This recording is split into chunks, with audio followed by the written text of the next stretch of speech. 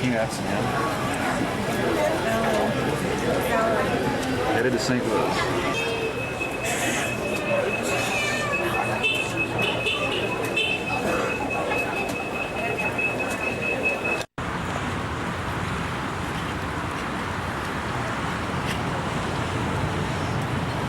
Maddie.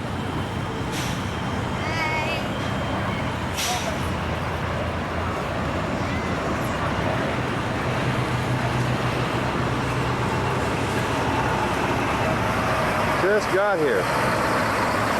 Just got the airport. Robbie's missing a bag. It went to Columbus and Chicago and is coming in later on tonight. And we're at the Jefferson Memorial. You can't see it, but they got scaffolding up on the front of it. Lincoln Memorial over there. This is the tidal basin. It doesn't have the date on it.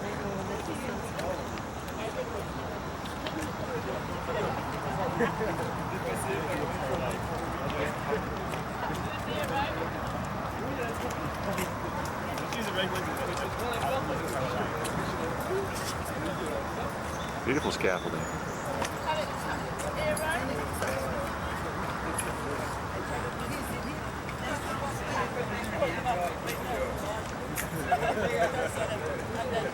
That's the Bureau of Engraving right there. They make money.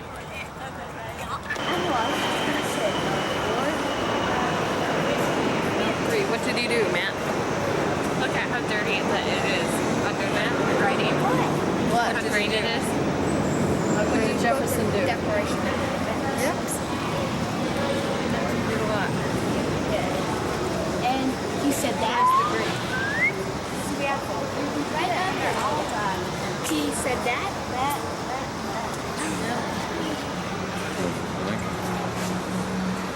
Can you get a view of Lincoln from there? No, you get the whole White House. White House staring right at us. Oh, right.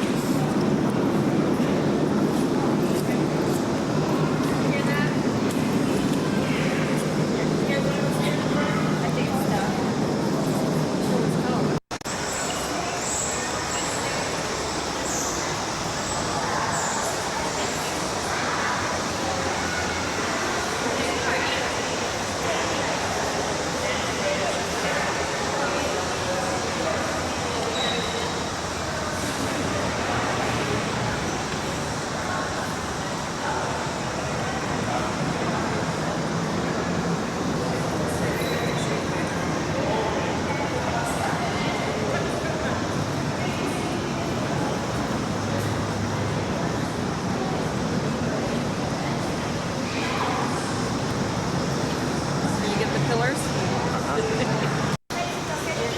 There he is.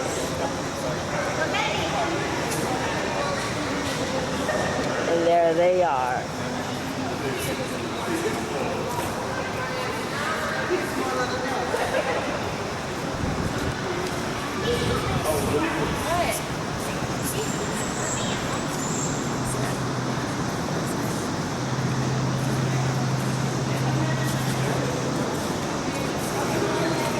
Right.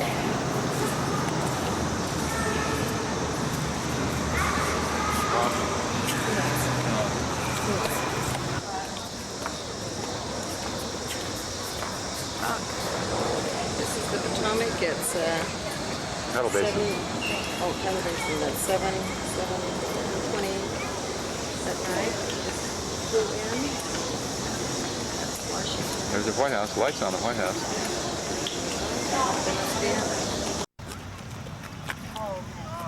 It's raining. We're on our way. Or try another one. Put a camera, Ange. No. This is the reflection pool. We're on our way to Vietnam Memorial. And there's Washington Monument. And it's reflection. We can park somewhere up there. They like float. Heather, get out there. There is a rainbow. We are standing at the edge of the Vietnam Memorial. See the Capitol out there. We fitted our back. I can't It's get it already. in any picture. And there's the rainbow.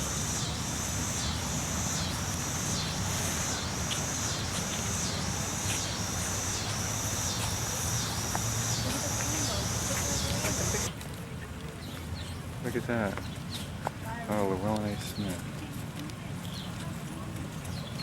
It's even spelled right. Sure it is.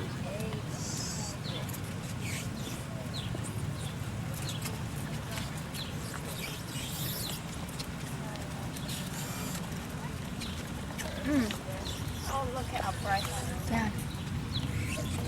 Dad, here's another last name Llewellyn. Johnny W. Llewellyn. Huh.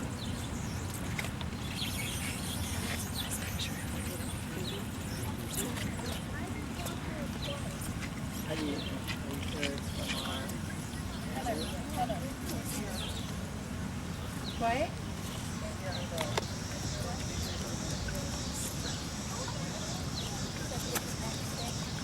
Why did you say what? Because we need to. No, I didn't know what you're talking about. One person. Where's the memorial? Germany. Swearing.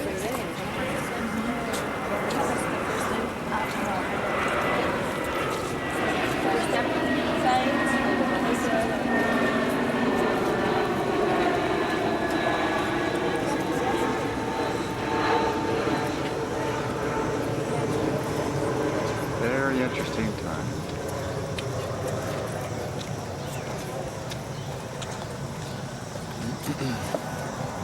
It's hard to say exactly where it started. I would say under action.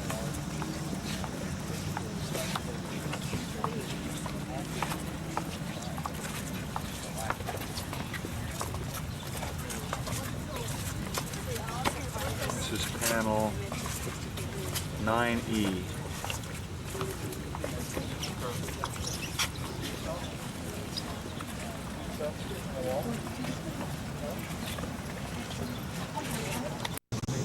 Chronologically, it starts at this point and goes east. Still a rainbow.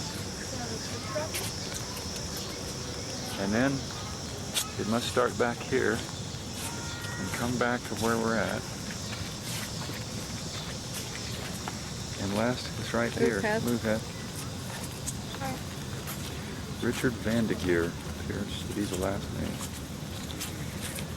Wrong way. We found the Johnny W. Llewellyn, and he was from South Carolina. What part of South Carolina? You remember? I didn't see it. I want to record that. Hang on. Like going that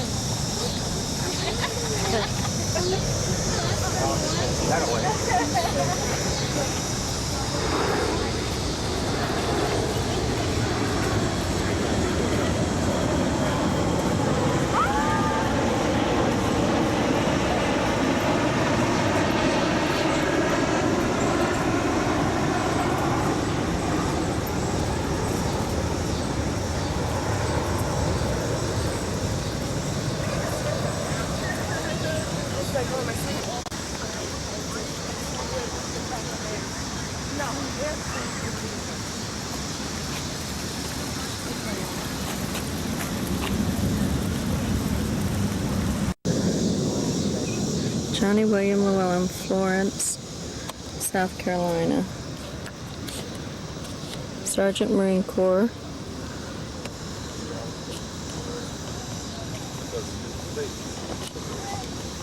Can't quite get it.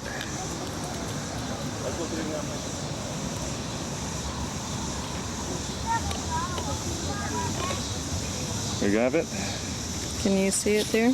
Pretty close. Johnny William Llewellyn from Florence, South Carolina. Sergeant in the Marine Corps. Well, let's see here. Let's see if we can focus this thing again.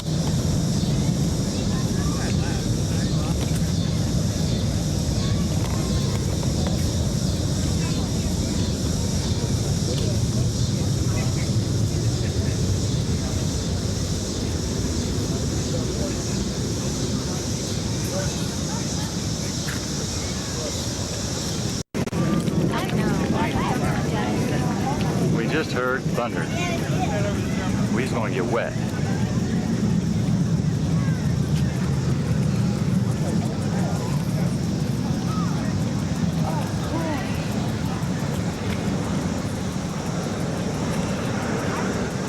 And they're scaffolding this one up too. It's all right.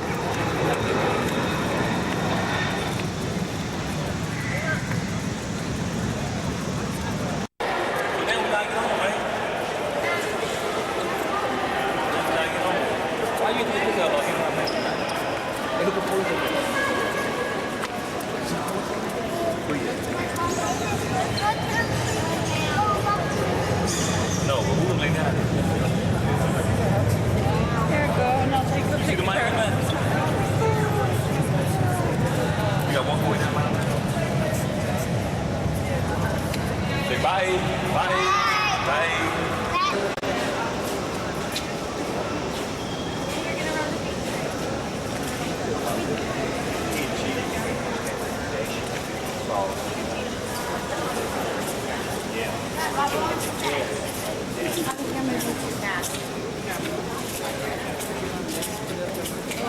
It's almost done, isn't it? That was really neat.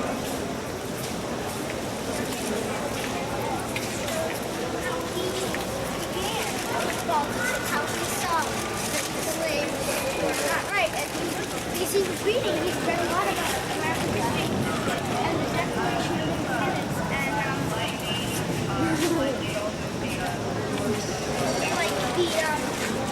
all men are created equal.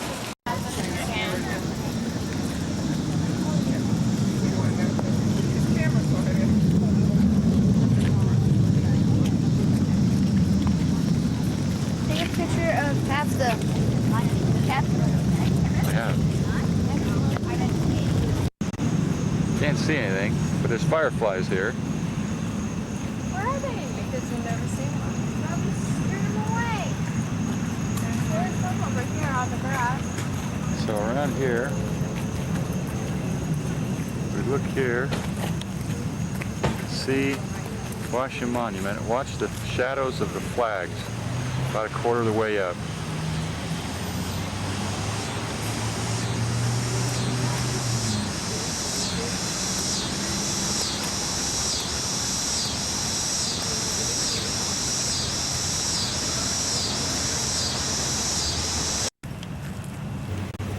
Do this again, big fireflies. And somewhere in there is a bunch of fireflies.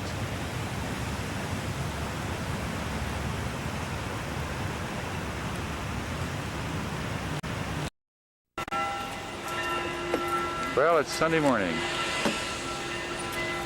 Oh, good, they got the chimes in Washington Cathedral.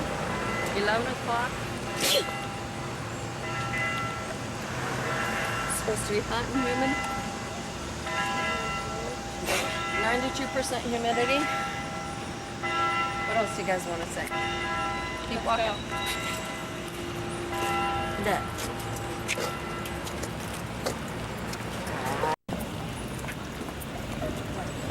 What's this backlight mean?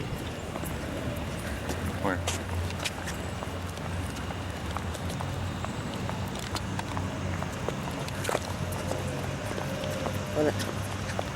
Is it on? Yeah, it's on. Turn it off, Ron. Amazing, isn't it? The Catholic Church. Nope, this is on. Dad wants it. Dad wants it. Whoa. No. Thank you, Matthew. It's amazing that the building is sort of made of a cross. See ya.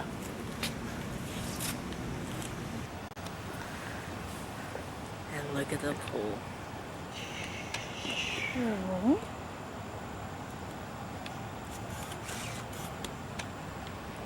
It's on construction.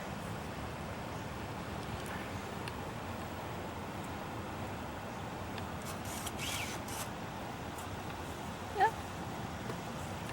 Like there. Heather, you have the There's Captain Moroni up there somewhere. go. There we go. Very pretty.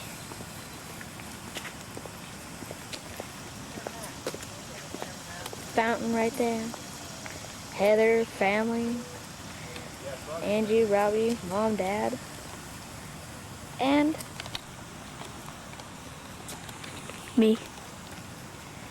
Had a hard time getting that to my face. That's weird. Huh?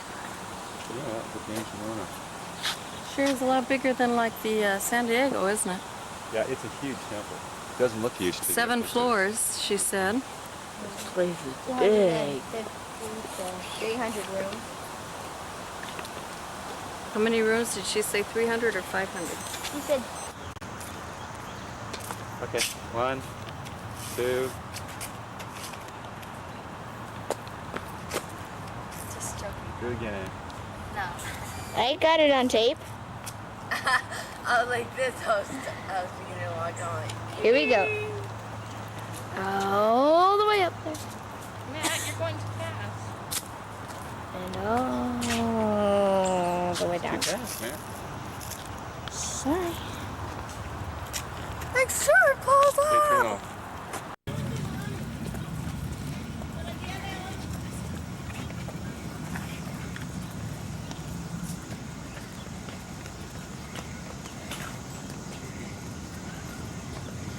He's walking.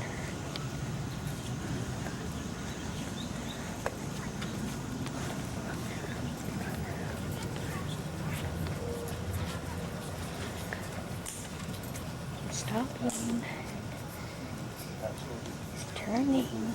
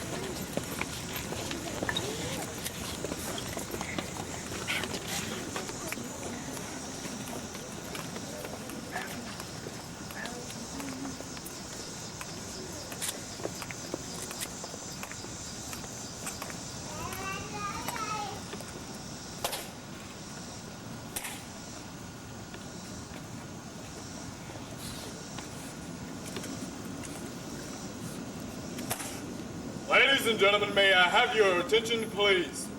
I am Staff Sergeant Hicks of the 3rd Infantry Regiment, United States Army, Commander of the Relief, Tomb of the Unknown Soldier.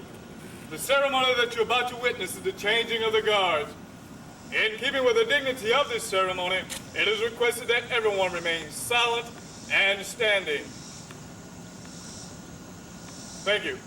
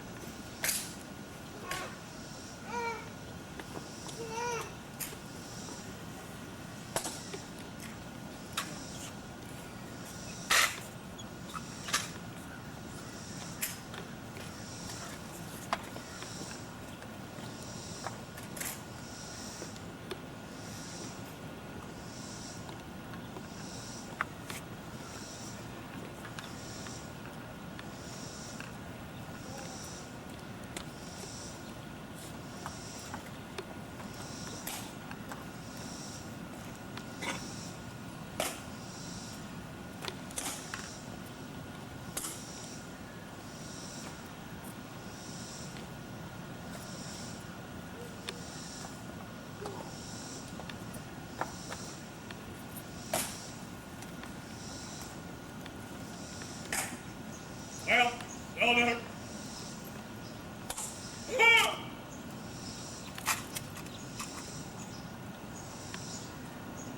Forward.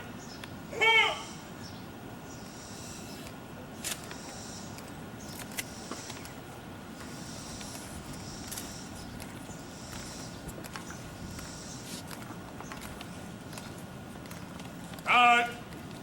Halt.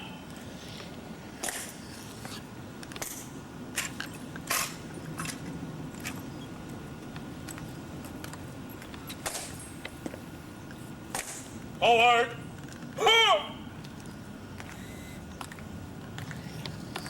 Guard. Halt. Ready. Breathe, that. Halt.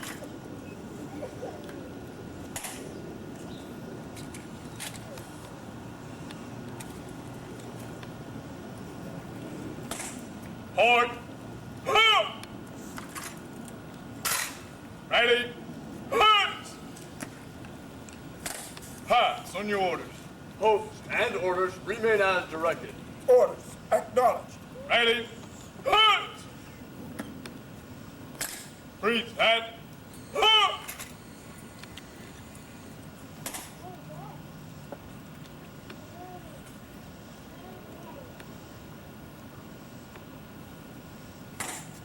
Right shoulder.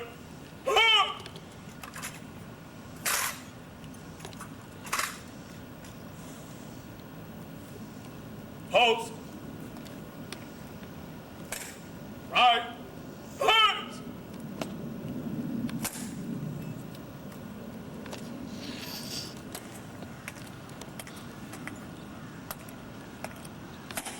Forward.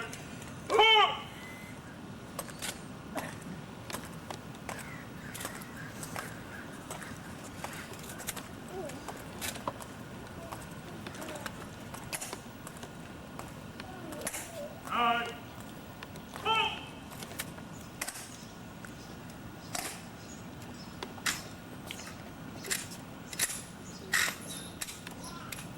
All out.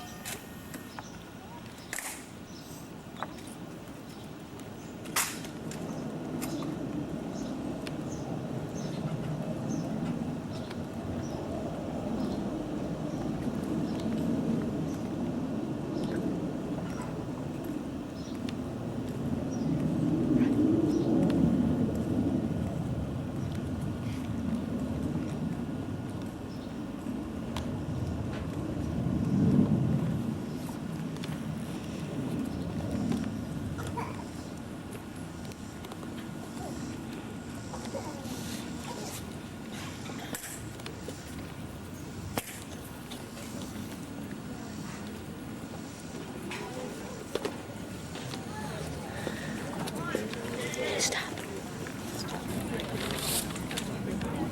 Here rests in honored glory an American soldier, known but to God.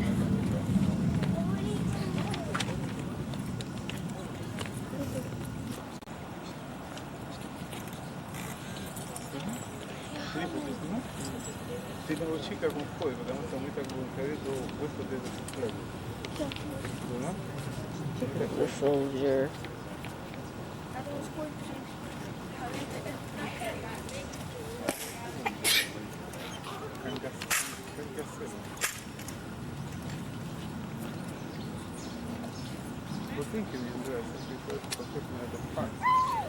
I don't even want to walk for a minute. Just a while ago. Well, anyways.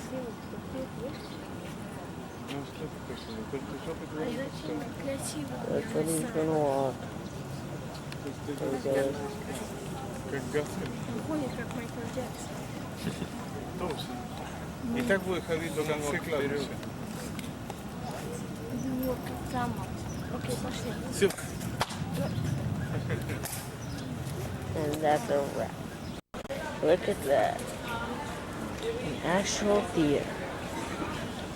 Whoa. Let's So I hope it is.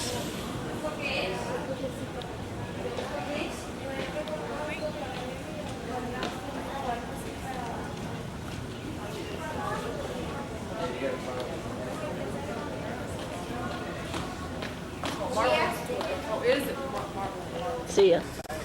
And this is what it looks like outside.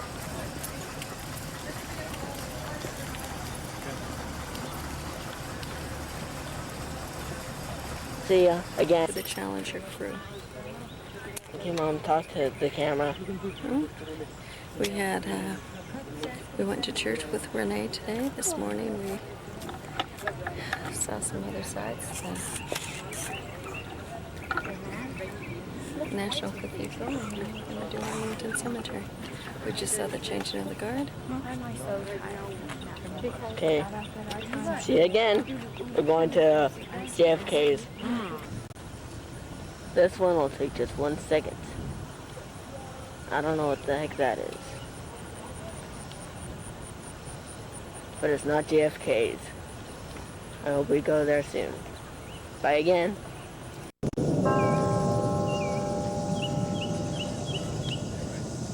I don't know what the heck that noise is. But something.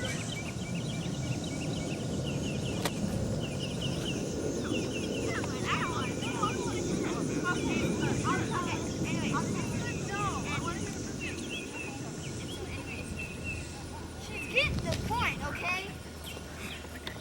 Say hi back home. Everything we wanted you to get. Turn it off. Say hi back home. Turn it off. See ya. There's the map, and I hope it's sliding out. All those look-alike trees out there, they're just bulbs, and they just showed us a map.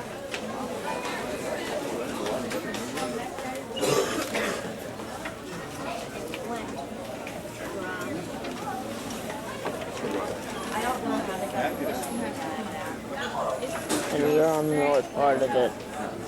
See ya, see ya. We're up here.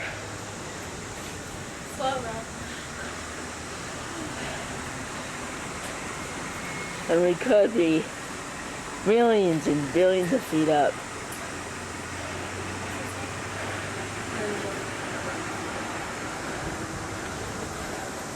We have a nice VIP tour guide. Keith. He's down at the car. What you doing? What's that?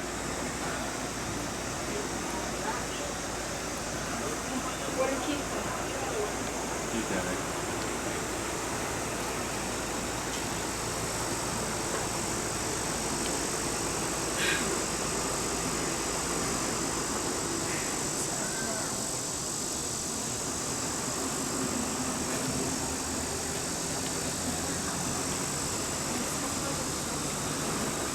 Robbie? Yeah? Over here.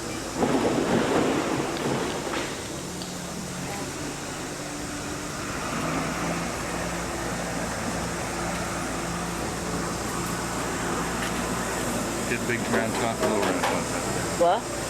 Not there, get those hills in there.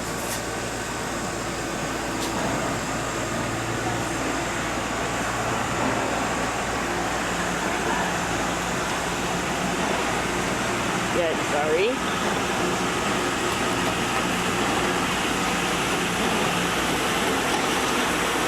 Extreme logo!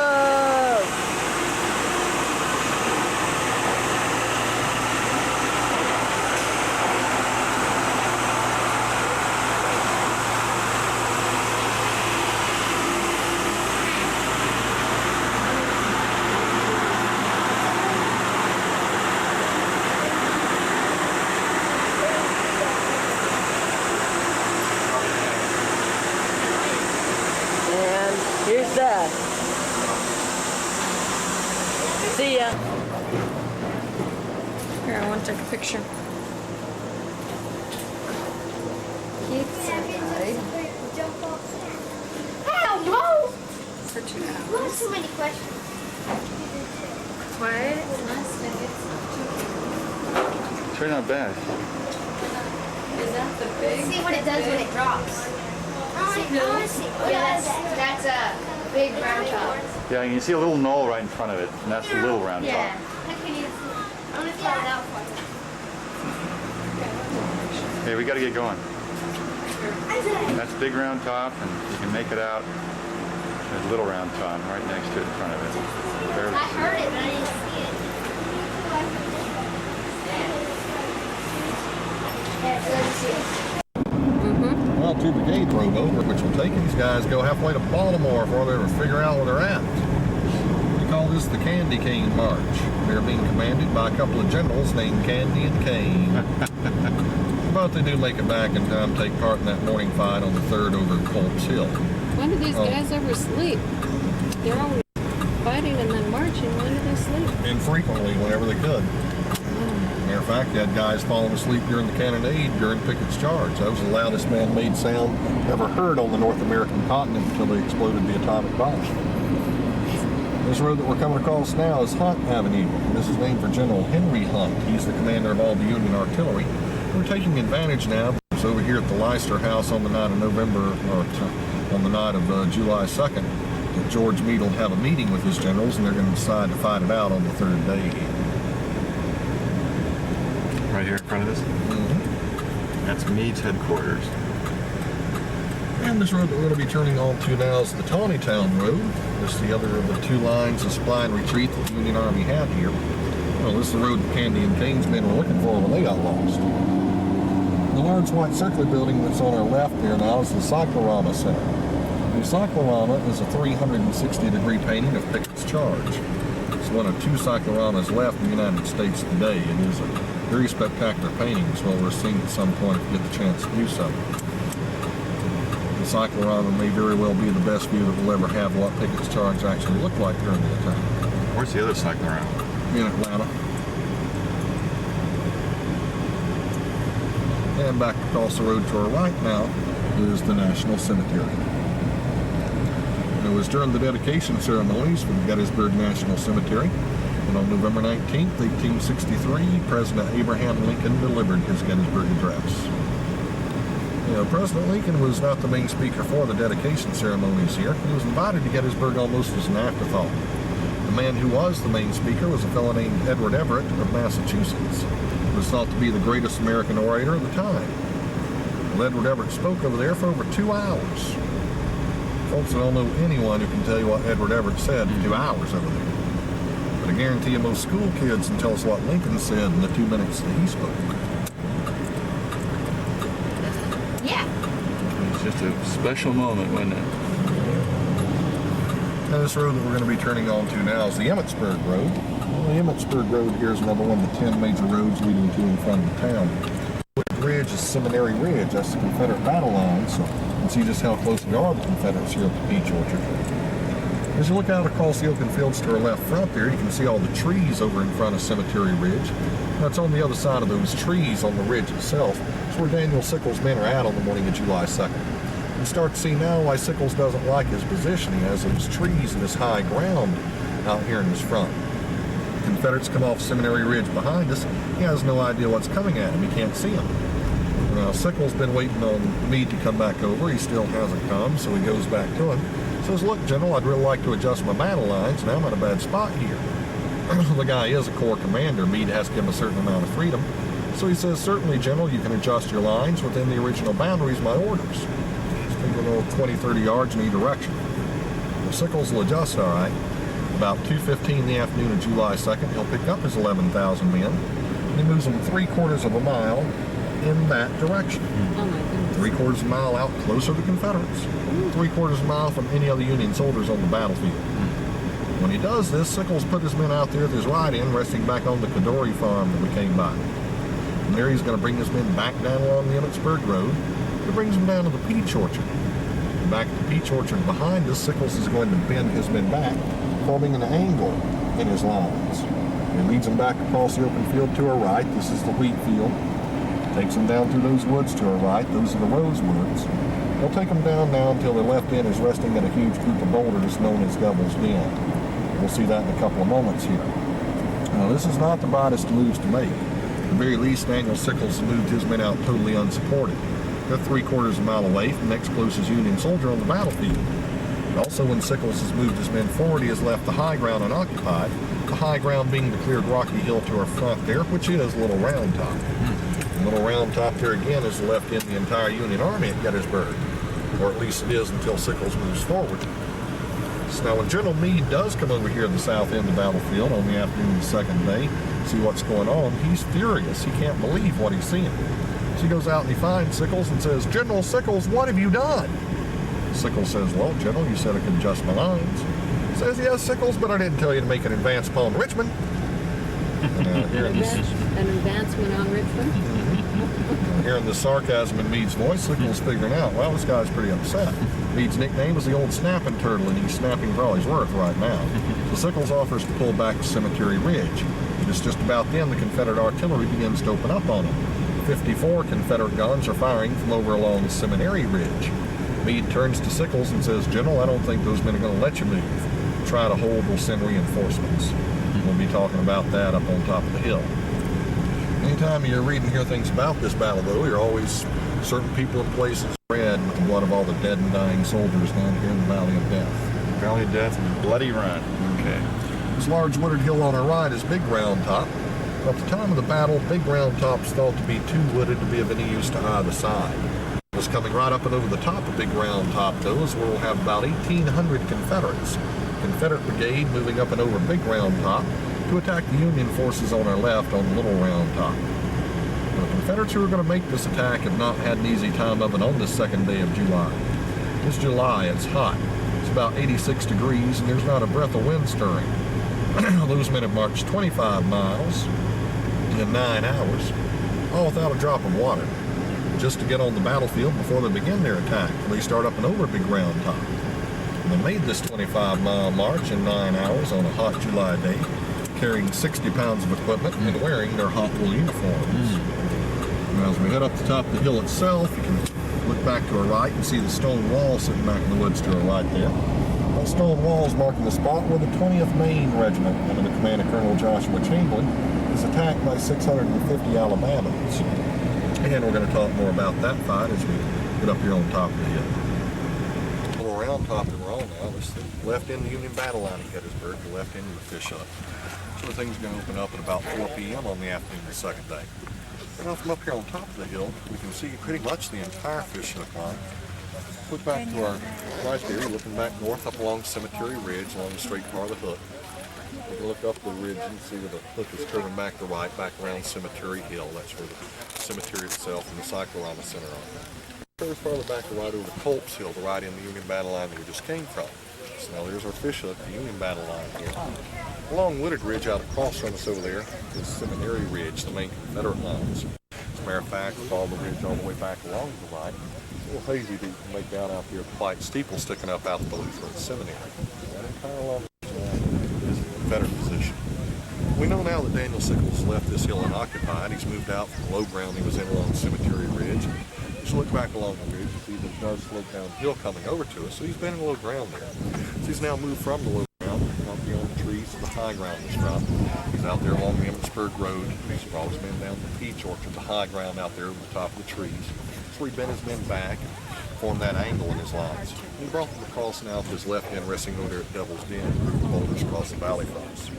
Confederates have already opened up on him out there. He can't fall back. Meade's out there. They're cussing, they're hollering. We just said we're going to have some reinforcements over. The man over on the rock comes into play.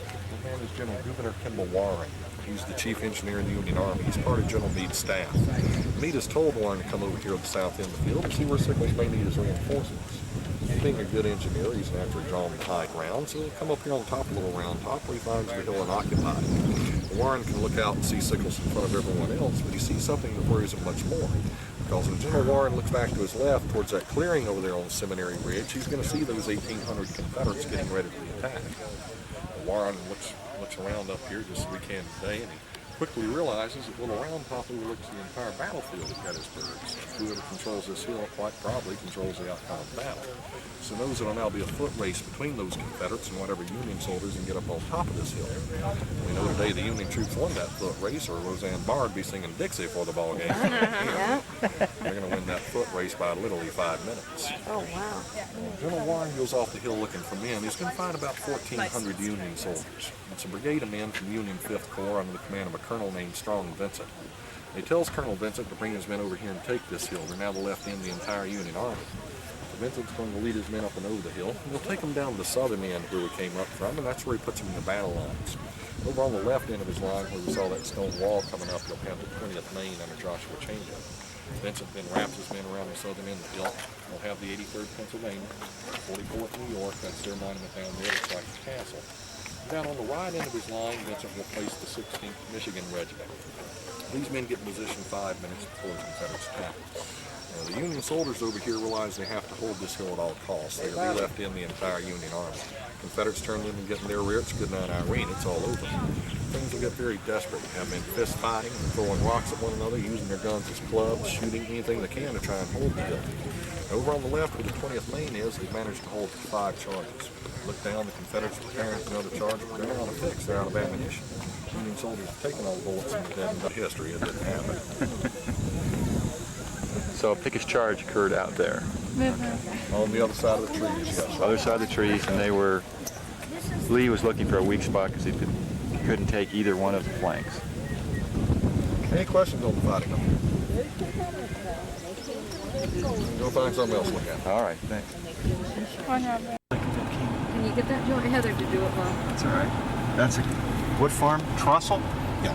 And a cannonball hole there from the war. Okay, thanks. Now, this Trussell Farm was Daniel Sickles' headquarters when he makes his unauthorized move forward. Now, Sickles is going to pay for making this move without orders out here in front of the rest of the army. He's hitting the leg out here by an artillery shell. Then when they take him back to the surgeons and amputate his leg, he doesn't let him throw it away. Sickles wants to save it as a souvenir of the battle. He takes it home, keeps a tank full of bourbon and formaldehyde. He was very proud of that leg. He loved to show it off to visitors. So much so you can still see his leg today at Walter Reed Hospital in Washington. And they have it on display there. He was quite a character, Sickles was, and after the war he went to Spain as ambassador, became known as the Yankee King of Spain. He went over there and became Queen Isabella's lover. Now, Sickles' widow was collecting his Civil War pension until 1961. When he was 92, he married a 17-year-old girl. But Sickles did do some good things also. If you go to New York City today, you can enjoy Central Park thanks to Daniel Sickles. He helped to purchase all that land. Sickles also introduced the bill before Congress to make Gettysburg a national park. He was one of the first commissioners here. We're now going to be turning back on to Cemetery Ridge, the main Union battle lines. This again is the straight partier fishhook line. This is where Daniel Sickles' men started out from, and where they fall back to as they're driven back from their advanced positions. You can really see the low ground here on both sides, and trees out in front of them. So again, you can somewhat understand why Sickles wanted to move from this position. The statue that's coming up on our right there now is the statue of Father William Corby. Now, Father Corby is the chaplain of the Irish Brigade. It's from this rock where Father Corby gave general absolution of the Irish Brigade before sending them off to do battle in the wheat field. He sent them out with the words, "Now boys, go and do your duty, for there's not a spot in heaven for any man who won't." Well, if you go to Notre Dame University today, you'll see that same statue. Even though Father Corby there is the president of Notre Dame. They also call him Fair Catch Corby there. Call him what? Fair Catch. Fair catch. And the huge monument in front of us now is the Pennsylvania Memorial. It's 69 feet high. That's the largest monument on the battlefield. Among its features are the bronze tablets run around the base of the monument, which contain the names of the 34,500 men from Pennsylvania who fought here at Gettysburg. The names up around the top of the monument are the names of the generals from Pennsylvania who served here. Reynolds, that was the one who got the ball between the ear, behind the ear. Sure did.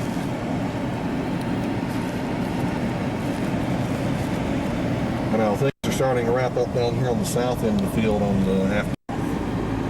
Also coming up on our right, no, we didn't have Indians fighting at Gettysburg. This is, however, the 42nd New York Regiment's monument. They're called the Tammany Regiment. They're named for the Tammany Indians in New York. Hence the Indian on the monument today. Over on our left here, you can see the famous copse of trees, or clump of trees. The group of trees on our left with the fence around it is the visual guide point for the Confederates during Pickett's charge. These trees are what the Confederates were aiming for during their attack. Those, by the way, are not the original trees. They're actually about third generation growth, but that's where the trees were at. This area that we're going to be pulling up to now is known as the angle, or the bloody angle. We can look out in front of us and see how the stone wall comes down along the ridge, but then it forms an angle as it turns down inside of this area. This is Cemetery Ridge, the main Union battle lines. Wooded Ridge, 1 mile across to our left, is Seminary Ridge, the Confederate lines. It's coming right across those open fields and across the road moving towards us. It's where the fighting on the third day Pickett's charge will take place. Now, Pickett's charge will begin at 1 o'clock in the afternoon on July 3rd. It begins with the cannonade. 150 Confederate cannon reaching the line across the fields in front of Seminary Ridge and stretching all the way back up to Oak Hill where the peace light is. Those 150 cannon open up at the same time. They're answered by 118 Union cannon here along Cemetery Ridge. You can just imagine the noise and confusion this would cause. It was so loud they heard it in Washington. That's 85 miles away. Think about that when you guys get back there. If you'd been there on July 3rd, 1863, you could have heard Pickett's charge going on. But now while all this is happening, there's something working the advantage of the Union troops, as most of the Confederate shots coming at us are overshoots. Going over our heads, over the ridge, and they're falling back in the fields behind. We can't see where they're landing for all the smoke. They're killing a lot of Yankee cooks and ambulance drivers back there, but not doing much to the soldiers trying to soften up the attack. This goes on for 2 hours until at 3 o'clock the cannonade ends. We have what's been described by both sides, north and south, as the grandest sight of the war take place. That's when 15,000 Confederate troops, 12,000 on the attack with 3,000 in support, come out of the woods along Seminary Ridge and form a battle line 1 mile long. Those men form up an attack in 3 divisions. Now Pickett's division on the right, Pettigrew's on the left, and on the left rear Eisenhower's division. Those 12,000 Confederates start rolling across the open fields, headed for the 6,000 Union soldiers waiting here along Cemetery Ridge. Those men are marching across shoulder to shoulder. Bands are blaring, battle flags flying, generals are riding up and down their horses. Union troops here, so it look like a dress parade coming at them. It's not a parade, those men are here on serious business. There's 12,000 Confederates and 6,000 Union. Union is outnumbered 2 to 1. And doesn't Lee have his cavalry somewhere waiting in the bushes or something somewhere? No. They're tied up 3 miles east of town. Yeah, that was Joe Stewart, and he was trying to get in, but he got tied up. Right. Okay. All right. So they're meeting each other, and it said it looked like a parade of dress parade of what did he say?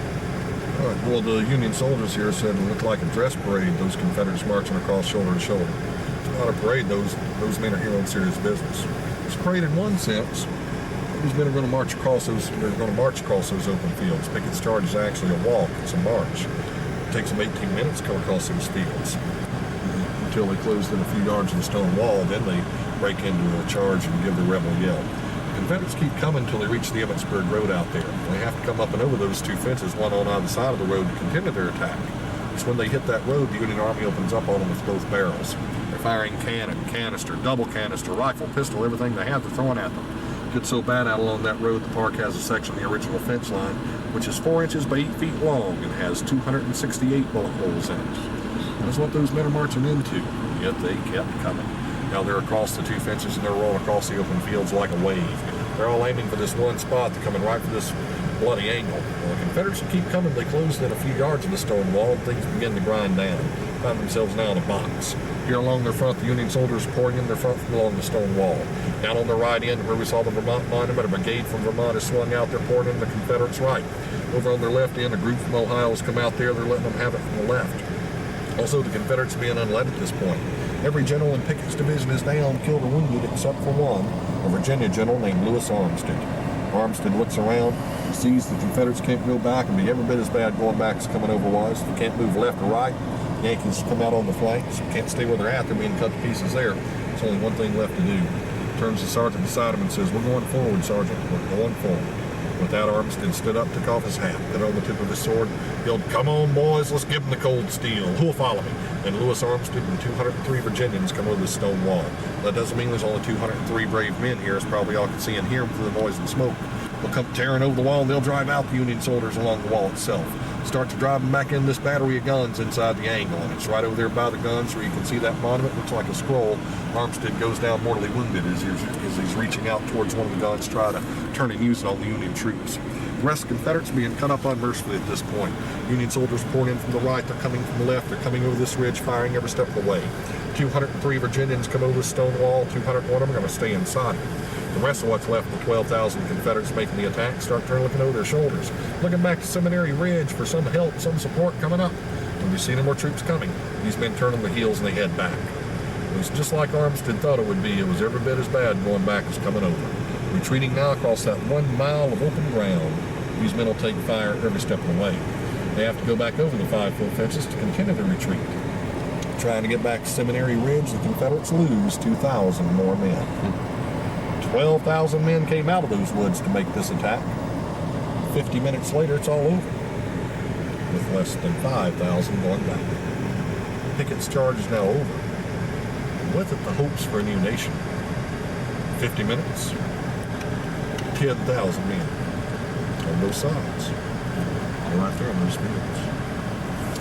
It's been quite a sight. You know, Pickett's Virginia division is one of only 3 Confederate. That's Meade. Get wounded. Not alive. Well, Pickett's charge is going to end the action at Gettysburg. There is no more fighting on the night of July 3rd. And the next day, on the 4th of July, during a driving rainstorm, these two armies lay across one another waiting for the next move. That night during that rainstorm, Robert E. Lee makes the next move when he starts pulling his army out, starting the retreat back to Virginia. Confederates will cross back over the Potomac River on July 14th, 1863, ending the Gettysburg campaign. And Lee will be taking back south with him his wagon train of wounded soldiers, which is 17 miles long. The Union Army under General George Gordon Meade will pursue, but it's not an active pursuit. It's a parallel pursuit. It's kind of shadowing these men along.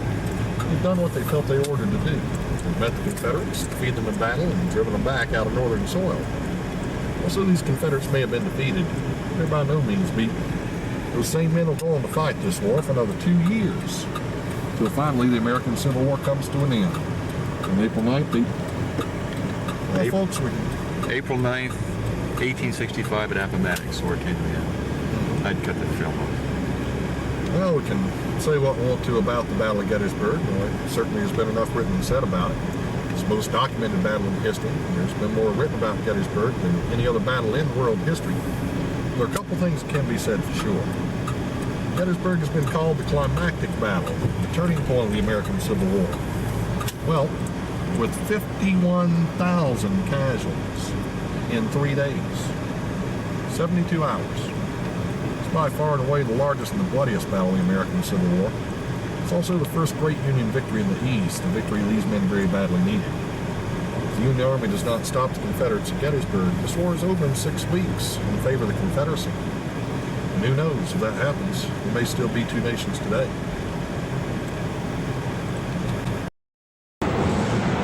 I got near enough to the first line of the enemy to distinguish features in the faces of the men in it when I was shot from my horse.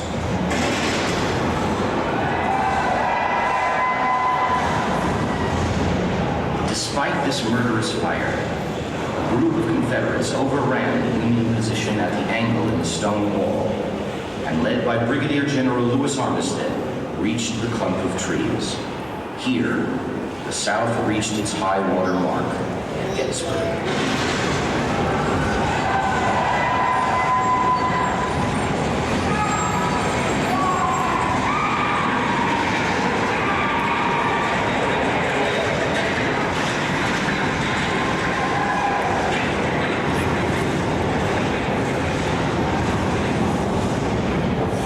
Hundreds of Union troops, whom you see moving all about, swiftly converged upon the Confederates who had broken their line. The fighting was desperate, and the distance between the opposing forces was measured in yards. a Union major described the furious struggle. The grove was fairly jammed with Pickett's men in all positions, lying and kneeling. Back from the edge were many standing and firing over those in front. Every foot of ground was occupied by men engaged in mortal combat, who were in every possible position that could be taken while under arms, or lying wounded or dead.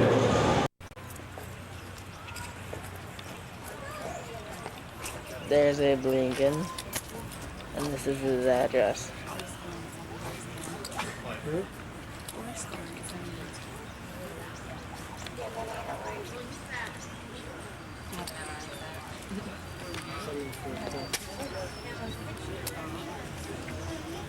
What?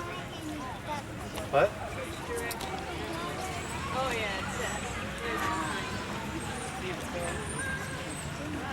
Extreme close up!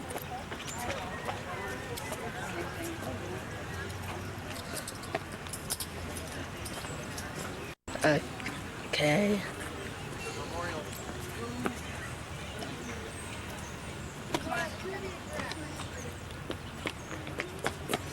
Sorry about that.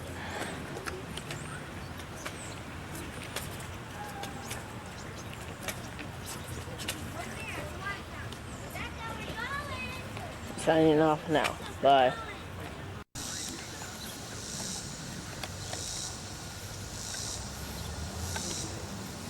If you were standing here on this field in June 30th of 1863, you would be standing in the middle of a 17-acre cornfield. The town of Gettysburg would be about a half-mile north of us, population 2,400 then. And on the other side of this modern wrought iron fence would be the local cemetery, the Evergreen Cemetery, established 10 years prior in 1853. If you wandered through that Evergreen Cemetery on the June 30th day, you would see several Civil War burials. 1863 marks about the midway point of the Civil War. One of those that you might notice as you walked on that day would be that of a Sergeant Frederick Huber. Sergeant Huber died in the Battle of Fair Oaks in 1862 in Virginia. His father went to Virginia to reclaim his son's body, bring it home, and give it a decent burial here in Gettysburg. If you look at that grave marker today, that tombstone will be broken in two. It was hit presumably during the artillery shelling of July 2nd or July 3rd in Gettysburg in 1863. It tells us a few things about war, and it tells us perhaps a little bit about Sergeant Huber. War sort of touches people randomly, irrespective of who they are and where they've been. Sergeant Frederick Huber spread the burials randomly throughout the 17 acres. He would mark them, he would let you know who they were, perhaps the regiment and the state, but he wanted it to be very simple. Again, his idea was that in our final days we all end up on the same plane, and he wanted people to see that. But the 18 Union states that participated in this battle, those governors didn't like that idea. They wanted their states to be clearly outlined. They also wanted to allow the families of the dead to basically put up whatever monumentation to their loved ones that they felt like was home. Along with 30 to 40 other invited guests that evening, they say that many of those guests spent the night upright. The procession would begin from David Will's home. It would go the half mile or so here to the other entrance of the National Cemetery from Baltimore Street. It was led by a large band playing several tunes on their way up here. It was followed by 40 soldiers, they say veterans of Gettysburg battles, hobbling on their crutches. It was followed by a wagon that carried Edward Everett, and that was followed by a horse carrying Abraham Lincoln that some say was a little bit too small for his large stature. And they would arrive here into the cemetery to greet 15,000 spectators. The platform where they would be set up was situated opposite of the monument, within the boundary, though, of the Evergreen Cemetery. It's not marked in the Evergreen Cemetery today. It's marked in this cemetery because the dedication was for the cemetery. But the band would play a dirge or a mournful tune. It would start that way, and then the minister would say a prayer that day. He would say a very long prayer, some say. Perhaps he had a premonition that it would be a historic afternoon.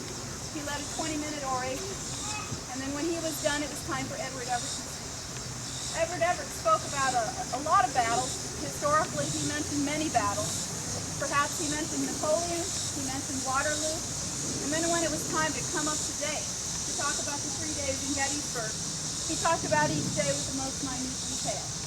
He would end his speech by blaming the sadness on the earth on the South, certainly in Jefferson Davis and certainly Robert E. Lee.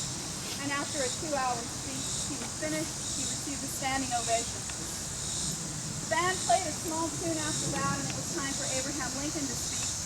He stood up, he pulled a small piece of paper from his pocket, and in 2 minutes he read 200 words.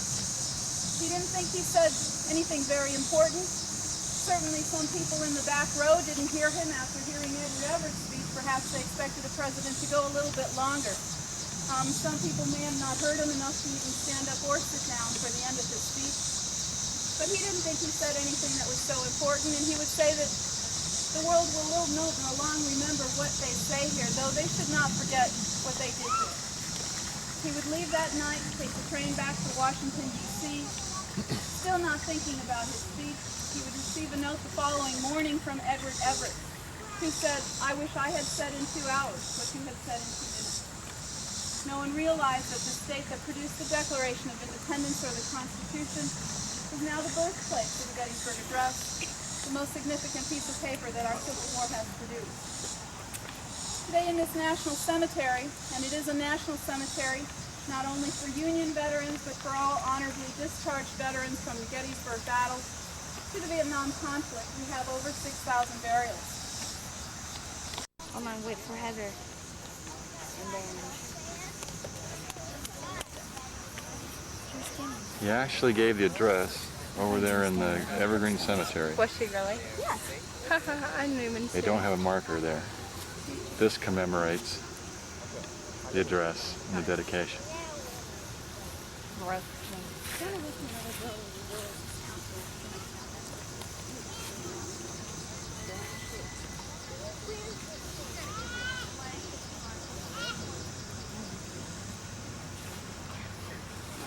The tall markers back there are for the unknown soldiers. They're just numbered.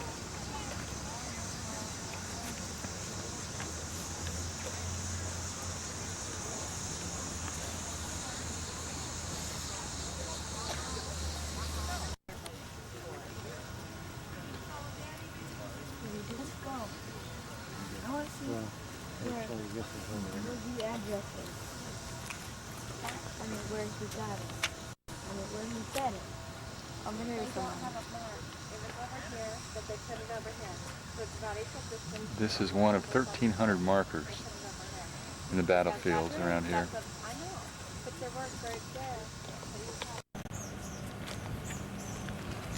This is the copse of trees. It was the site mark for Pickett's charge. Why did they call it Longstreet's assault then? Wasn't it Commander Longstreet? He was the corps commander. Okay, thank you. Welcome. Never was the general.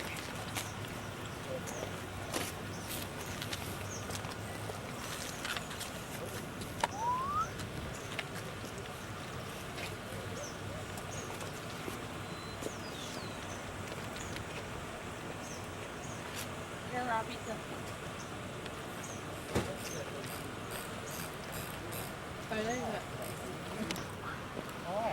This is the angle. We need an angle in the rock wall, and this was the precise point where one of the brigades from the Confederacy actually made it into and behind the lines of the Union, only to get slaughtered and to realize that no one else was making it. 2/3 of the people who advanced here, the thousands, made it. 2/3 didn't make it.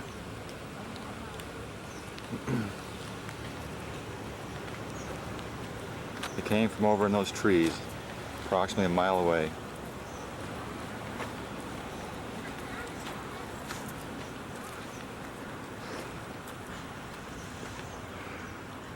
Way over there in the trees is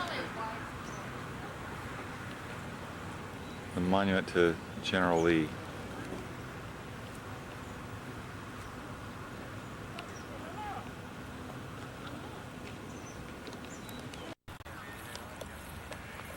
We're in the angle.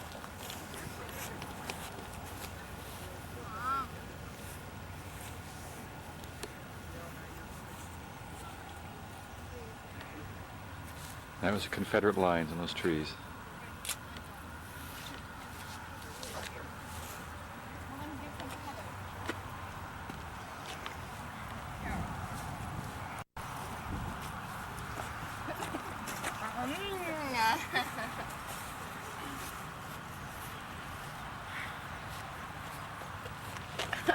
I have not thrown anything away. Here, Rob. Thanks. 72nd Yeah, Pennsylvania stick it in Infantry, 988 total loss.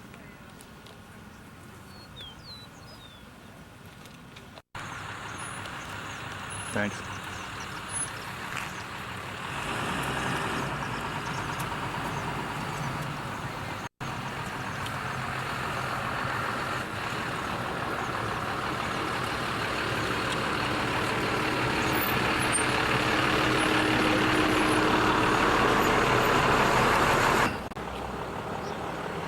So this is General Meade, who 3 days before the Battle of Gettysburg took over the Army of the Potomac.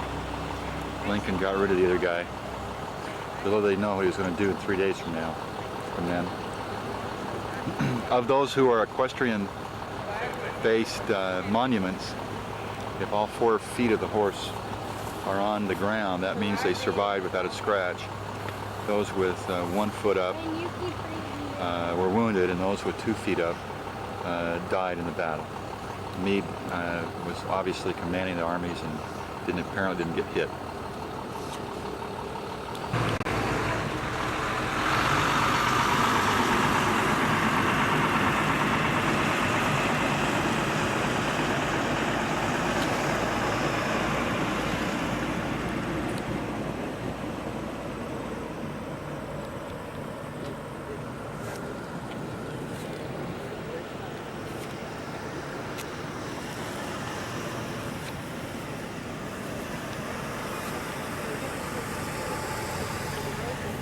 That's the trees that were the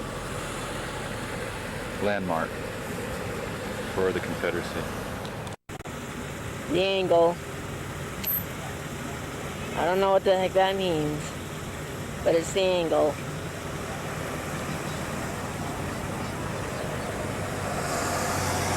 And there's signs of the stud here. And there's the man himself. Let's go.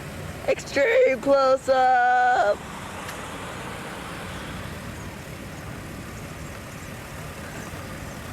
Okay.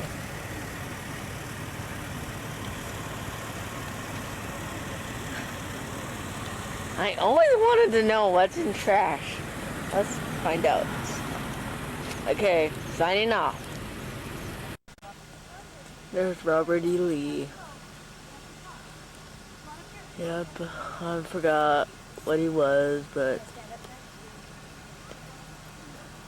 that's him. And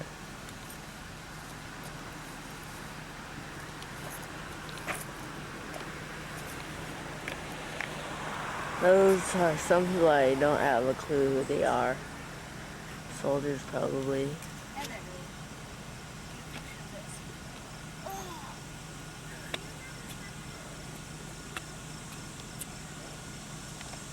Not that good on the camera, but I hope it is at home.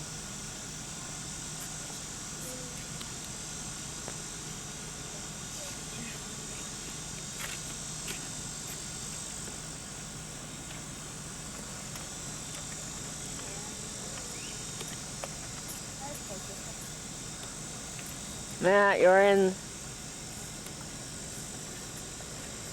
the picture. Hi. Yeah, but that dork that's moving, yeah, that's Matt. He's the dork. Thanks, Rob.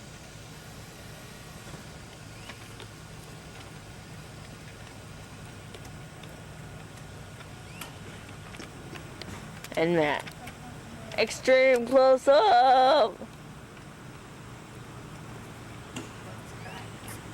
Extreme close up.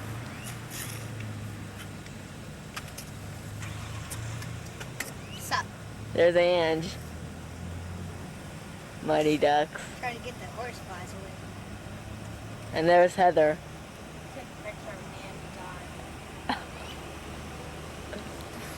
Too late. Touchy words. And we will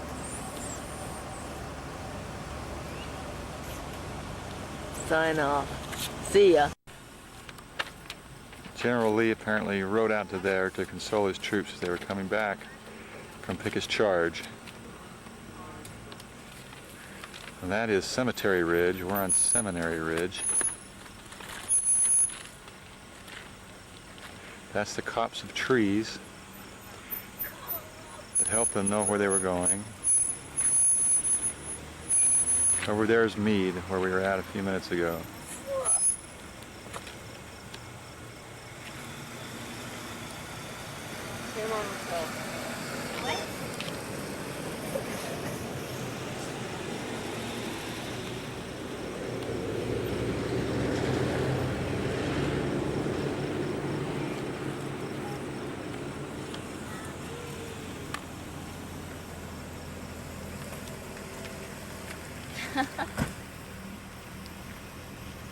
Hi, Angie. Hi. Hi, Robbie. So long way up there, but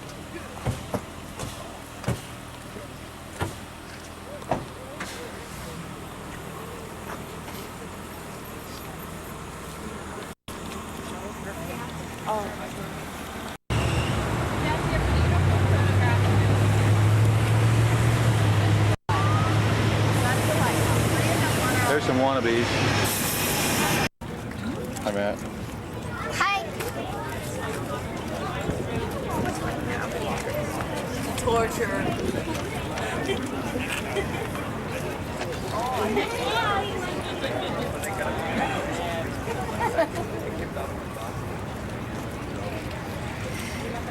It's all right, I won't break it.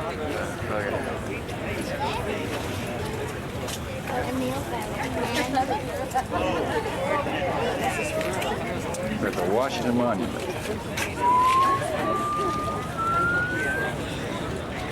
Up there, 500 and some odd feet.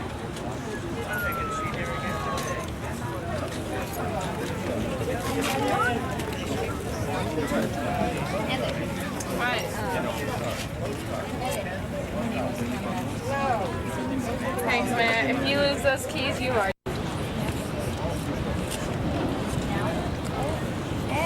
Heather, is it in here? Can I take a picture? Behind the trees is the Jefferson Memorial. And that was Lincoln before. The White House. And we cannot get Who's inside today? a ticket. I don't know who. Soccer bean. What do you say? I guess Bill Clinton's in there today. I don't know. Not Hillary. And That's a good one. there are the trees. Where was that? There's people. What? What was your joke? What did they say? Sorry if this is going too fast. And there's the Lincoln Memorial.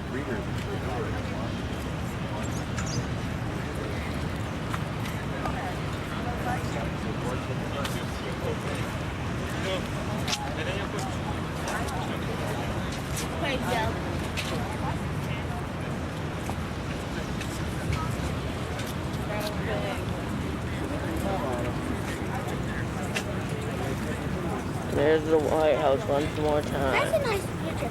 No, you should get a picture of that and then right on the Signing off. See ya. A bunch of helicopters are flying around. At least 3 of them. I think it's Hillary. Hillary's on a bus. Why take a bus when she could take her broom?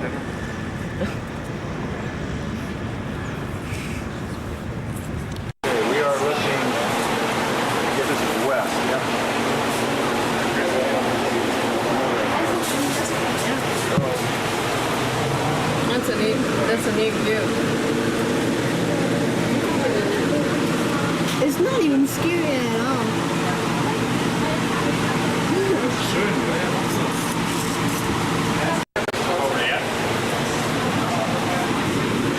There, hang on to me.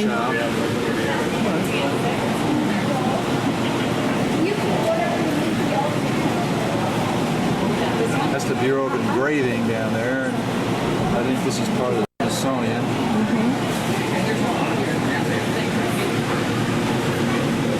Jefferson Memorial and the Tidal Basin.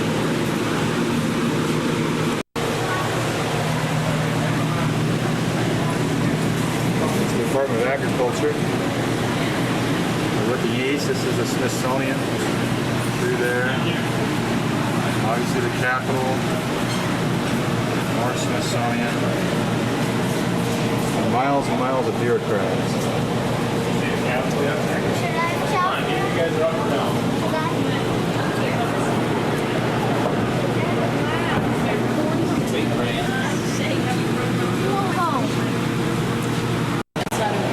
There's the White House.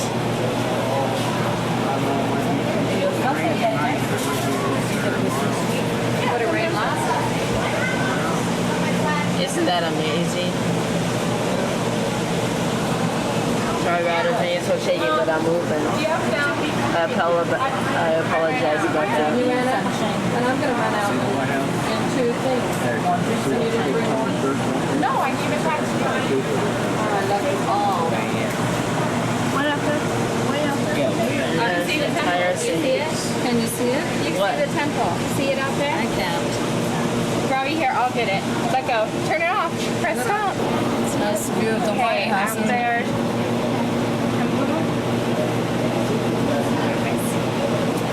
Well, one of us are gonna have to take pictures then. I'll tell you what, I'll give you the film. Let's go. See, there's the undermine. So I'll give you the film since your camera takes better pictures. Where? Outside? It's like, just wait for us, okay?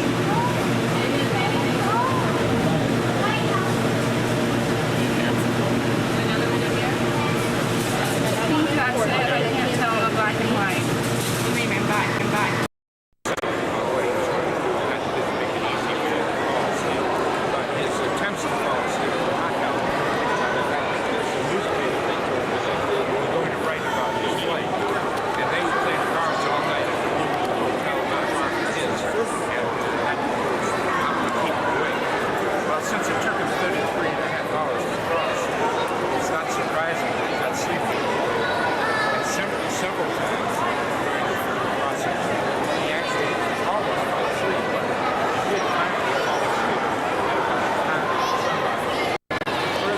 Kitty Hawk, the real Kitty Hawk. It's been restored, but this is the real plane. It only flew once.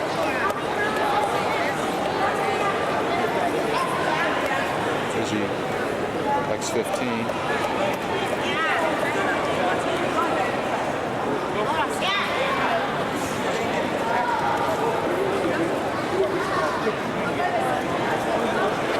This is the X-1 that Yeager flew. Broke the sound barrier for the first time, Chuck Yeager. That's Gemini.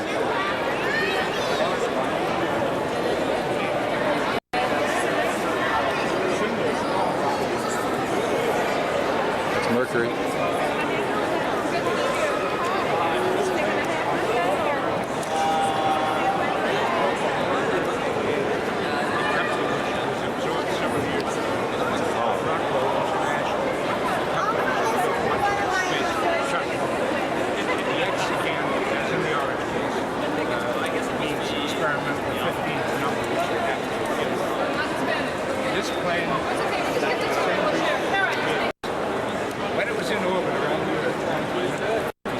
You could not see the spacecraft itself. However, I remember seeing what looked like a small light lamp and a plastic shield. They were not on the spacecraft when they were in operation. I've already told you that we were not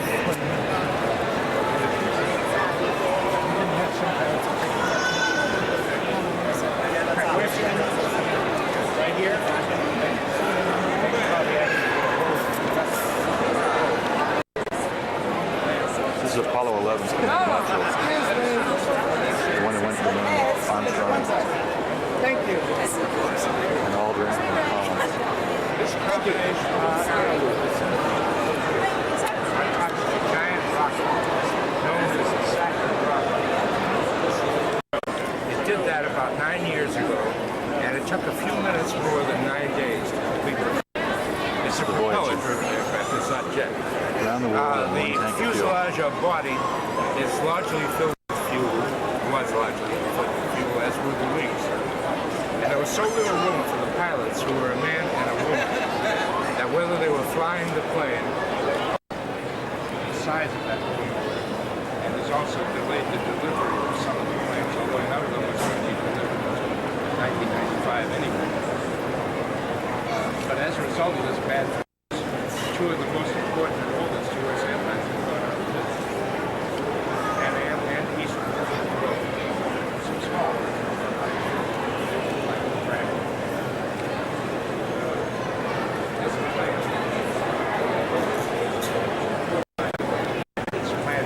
Eastern Plains DC-3.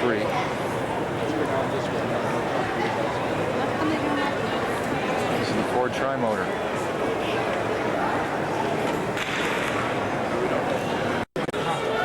Talking about Whitewater today at the Capitol. And then about a year ago, they found it again here. There's So a they lamp. used a helicopter to lift it off, put it down on the ground near the Capitol, repaired. And then about 3 months ago, they restored it using a helicopter. The building with the dull gray green roof straight ahead of us is the roof of the Library of Congress, which is really our national library. That's why it has that name. I told you downstairs that I was going to show you some examples of used to explore the moon, and here they are, some of them. They usually took photographs, but this one over here also scooped up samples of the moon soil with that scoop.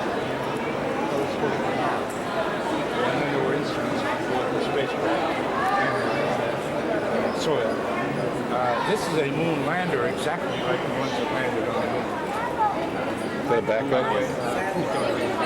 There's a sign that the railing may be rather not having to take the closed dive.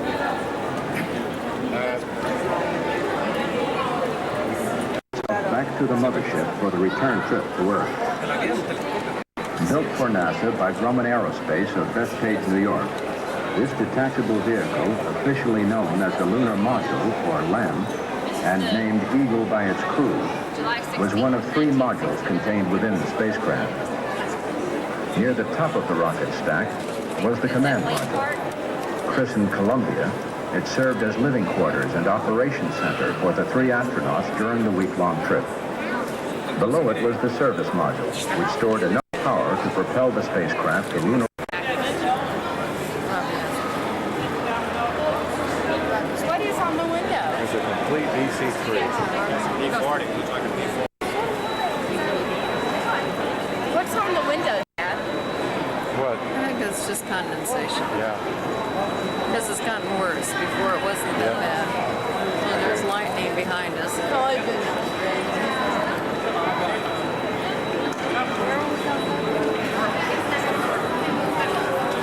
This is Enterprise.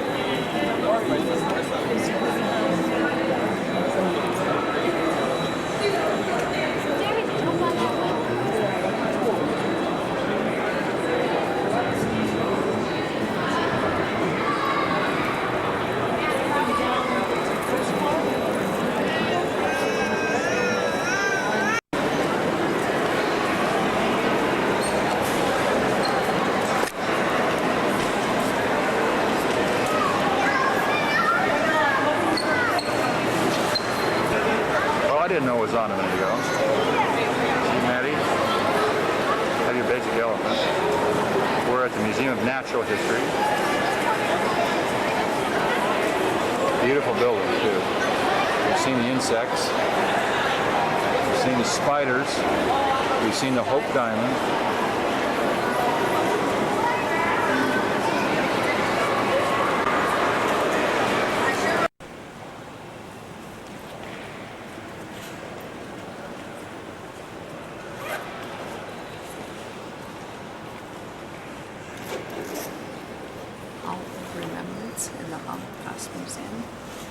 just spent almost 3 hours here.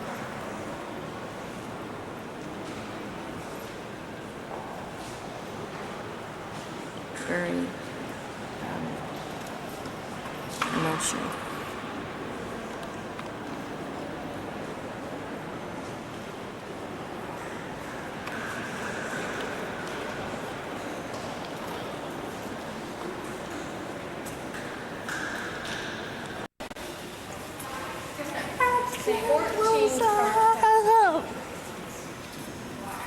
At 80. That's pretty good. My thumb hurts. Where's your thumb? Some of my nails off.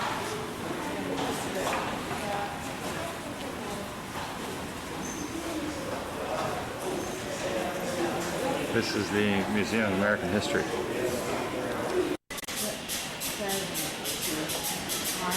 Right. Firstly, Harvey Witness for his first national senior scholarship grant, 1948. And you drop your money in a box. You can buy me. And also behind you are both allegorical in nature, which means that they're here to represent ideas and concepts and not necessarily to depict the actual. And this one behind you, you have two central figures, majesty of law and power of government. There are two groups of people on either side, and these represent the defenders of the rights of the people. This was strategically placed here by the artist so that as the public looks up, and especially as the attorneys look up during an oral argument, they're continuously reminded of their role to defend the rights of all. If I can shift your attention to the one behind you, we need to stand up. You have two figures again, justice and divine inspiration. On the left-hand side, the flank figure is wisdom, and on the right-hand side is truth. The group of people on the right-hand side represent the force of the people. Is that it?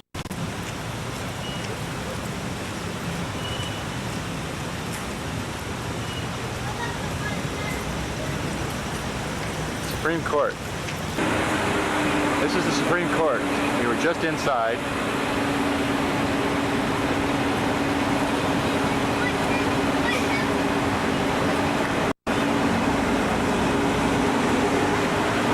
Now we're going to Congress, which you can't see because there's a lot of trees.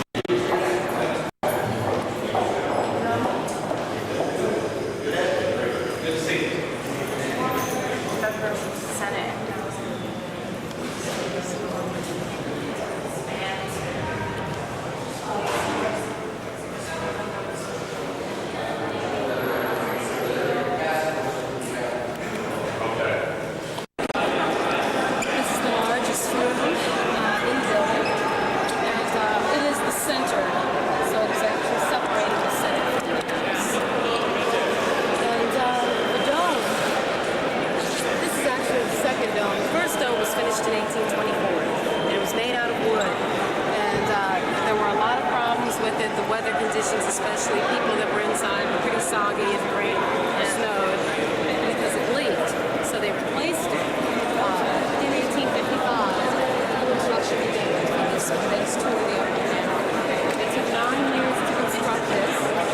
It's all cast iron, so much better material than the first time around. And there are actually 2 domes today. This inside dome is 18 stories. It's 180 feet high. If you look out of the windows, you can see a little of the overhang from the second dome, and that's 100 feet above this one on the outside. This is 9 million pounds.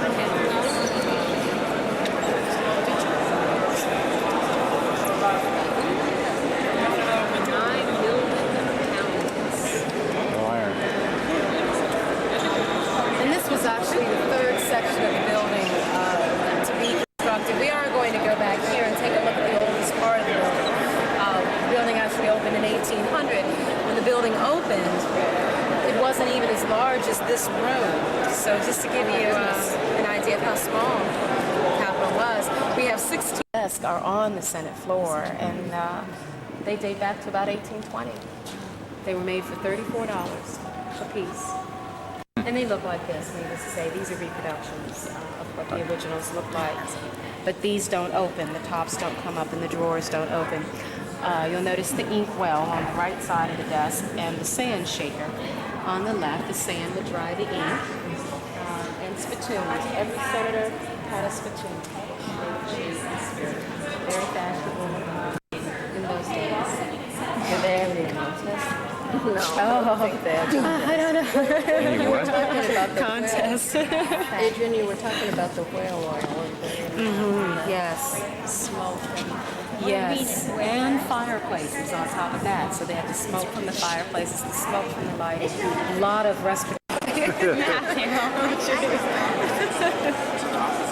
get the idea.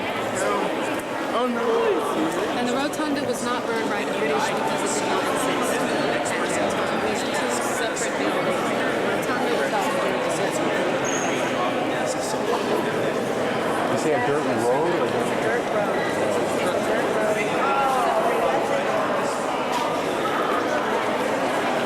This room now is a museum and special ceremonies. It's just like the old Senate chamber, pretty much.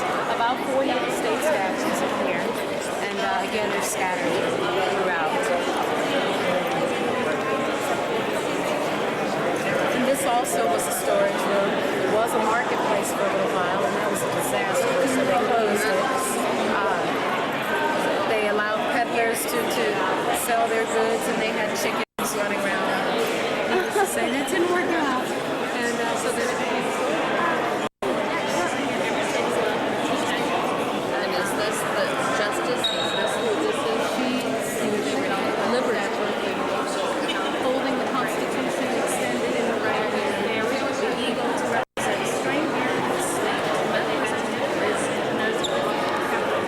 Matt tries to climb anything. It's like a monkey. We just had lunch at the senator's dining room. Had famous bean soup and sandwiches. And we're going down to the FBI. And we had Adrian give us a tour. It was wonderful.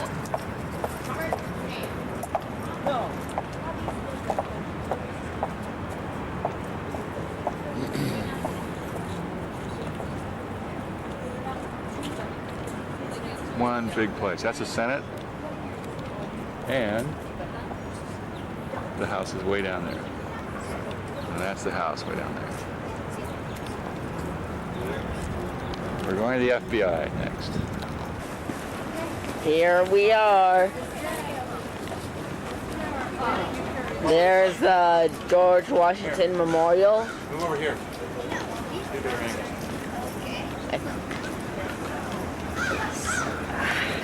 I apologize. I need to watch myself walk. You go up Pennsylvania Avenue though. What's that? Right over here. Up there. The White House is up there someplace. We're going up there to the FBI. Okay. That's not. See ya. Here's the Capitol. That's like major high.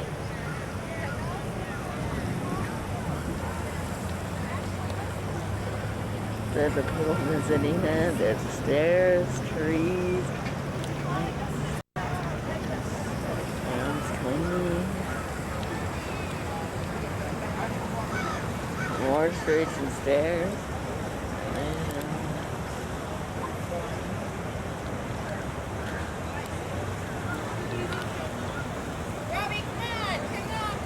Okay, we're cutting off for now. See ya. Too dark. We're in the National Archives. The Declaration of Independence, the Constitution, the Bill of Rights are right there.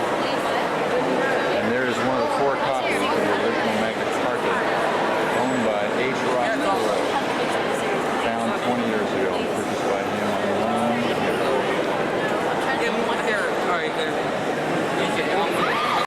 Carlsbad, New Mexico.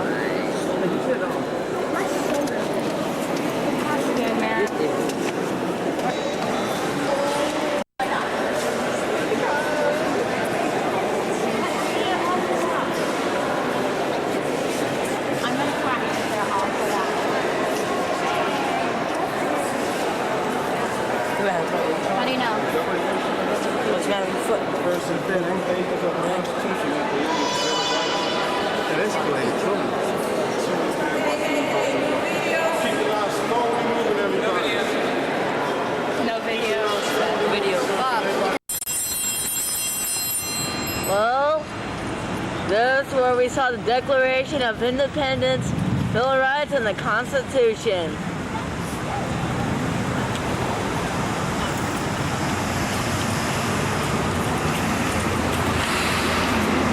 I apologize, and I'm begging for the forgiveness for the people back home if this is going too fast.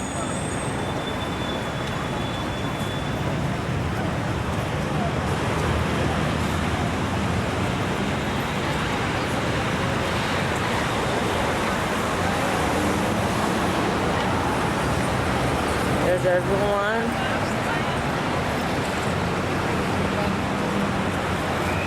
Say hi.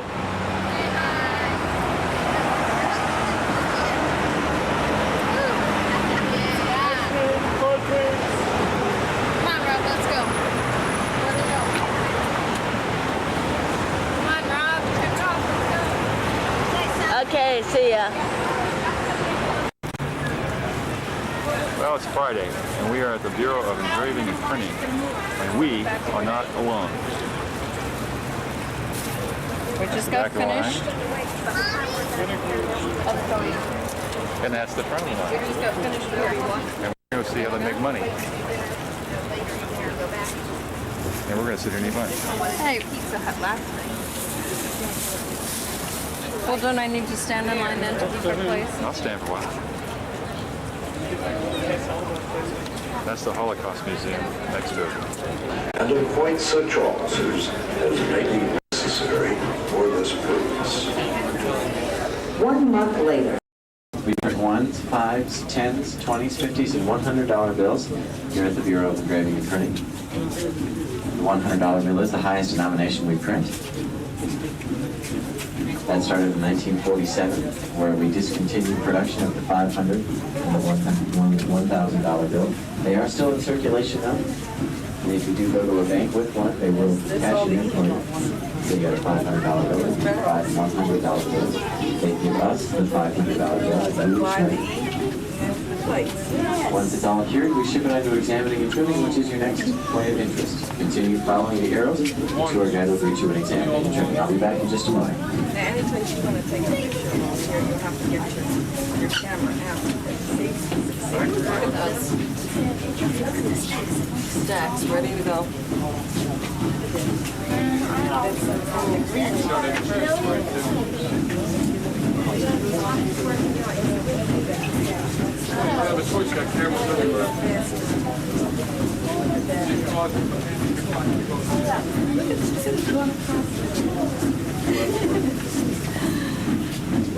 That's not the way home either. Yeah.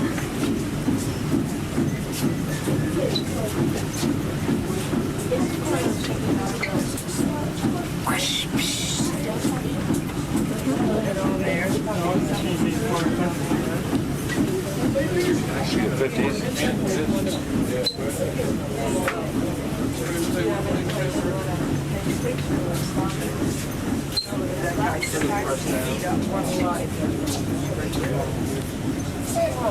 The buck starts here. This is Italio. This is where we print the currency, actually, here at the Bureau. We start off printing the backs of the currency. They come in a sheet that fits 32 impressions of bills on each sheet. We start with the backs. The backs are printed in green ink and then shipped downstairs. We use 14 tons of pressure, 14 to 20 tons of pressure. It works out to be just about 1 sheet of currency per second, 8,000 sheets an hour in each section. What did they cut? They cut those big sheets. Yeah, but where? I don't see them cut. These are cuttings. I guess they're back and pull the sheets out here and there.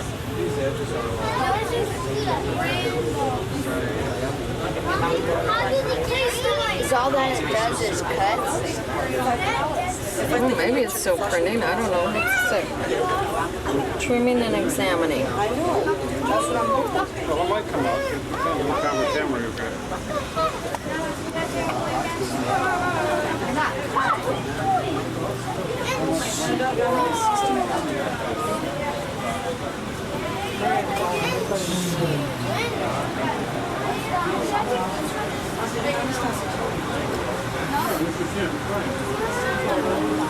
That's an acronym. It stands for Currency, Overprinting, Processing Equipment, and Packaging. You see that name stamped on the sides of the two presses as you come down the length of the corridor.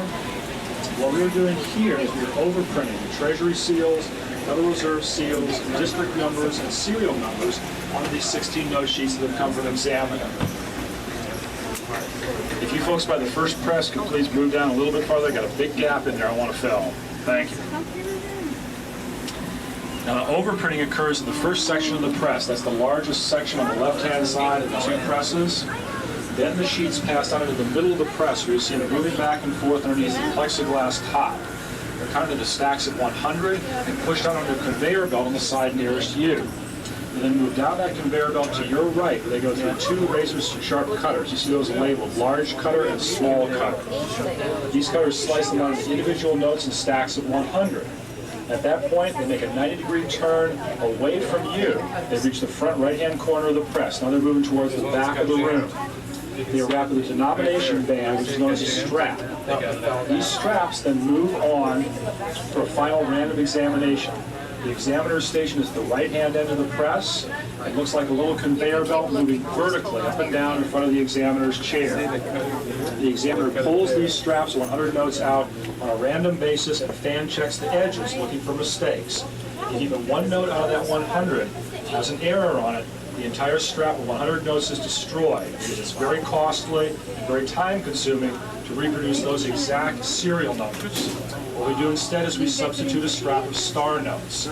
Star notes have their own independent sequence of serial numbers. The only visual difference between them and your regular currency is at the end of the serial number, they have a star instead of a letter. After this final examination, the straps then move on to the carousels in the right rear of the press unit. The first carousel collects 10 straps into a bundle of 1,000. The second takes 4 bundles and makes a 4,000 note brick. These bricks are stacked back on the skids. They go down to the vault. From there, they're shipped out to the Federal Reserve district banks around the country. From those banks, they go to private banks such as yours, and finally, hopefully, into your pocket. Now, if you have any questions about this section or anything else you may have seen, questions about features of your currency, be sure to let me know. Next stop is the Visitor Center and Sales Shop. No, they're doing this for free. We have some free brochures down here around the corner for you. Hope you've enjoyed your tour. They get paid. Jeez, man. If you don't get paid, just steal a few sheets of those $5 bills. Hundreds. Why wouldn't they get paid, Matt? This is their job. Let's move on. You're retired. No. This is their job. See the machine Maxie that makes these stacks? It's just...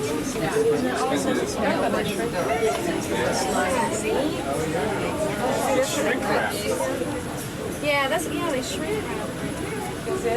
And then please continue moving down towards me. I want to fill this entire area. Those who have heard the presentation already, please continue on to the Visitor Center so I can get some new people in here.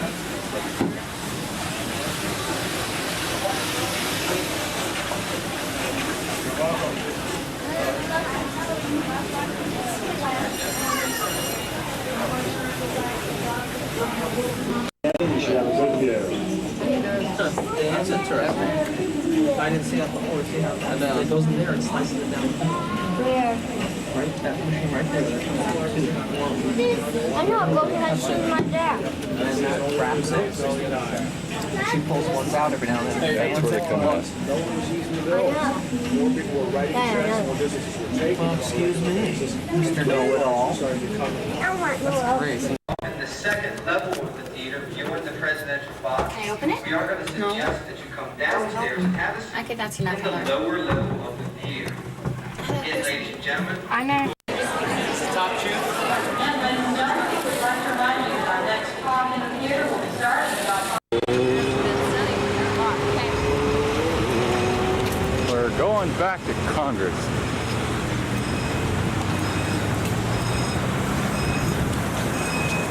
Watch out. Okay, lady.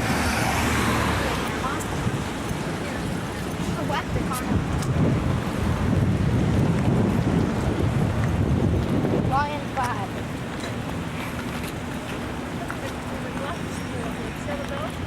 We haven't been in the house yet, so we're gonna go see the house.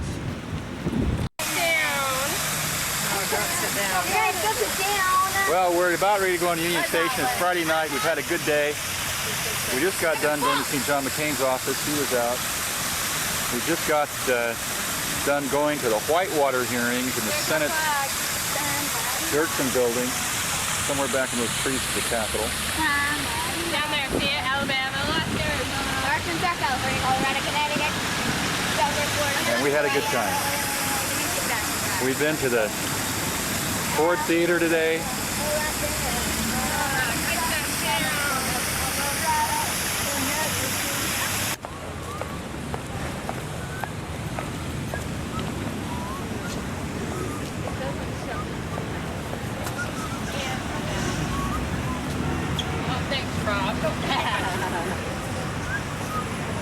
What is it? That's not the Liberty Bell. Is it?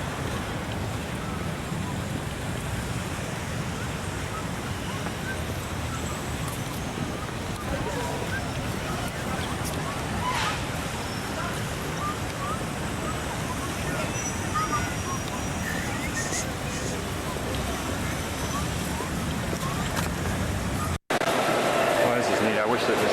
Dad, the lens cuts. Yep. East. It's dark, but it's not that dark in here. Union Station.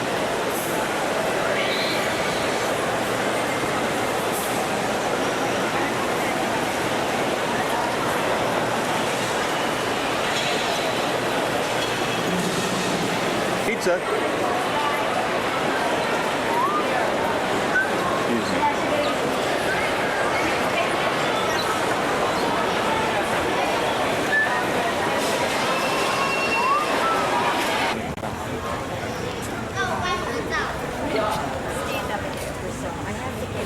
Coming out of the White House.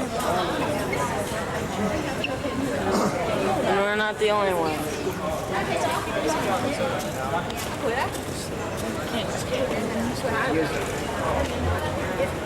It was hard getting here, Robert. You have to talk to us all times. We had to evacuate the hotel. Some of us smoking on the fifth floor. Run up 9 flights. Had to get up at 6. You gotta tell all those. And wait for you. And wait for us. Jeez. Well, hey, Let's how go. long did this take us? You want a picture? And I thought it would be. Yeah, I agree. There's President Matthew Llewellyn.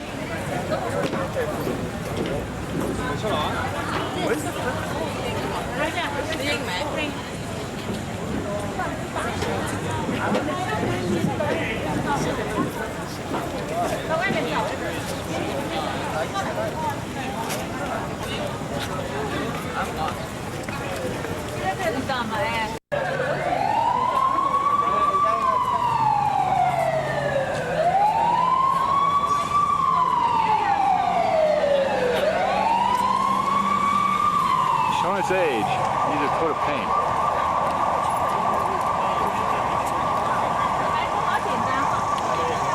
That's the residence right there.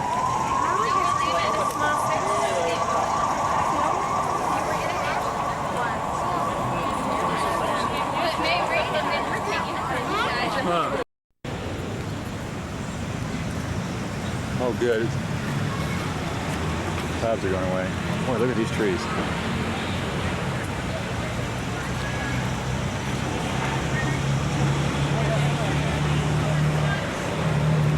Is that another one of those white sheets?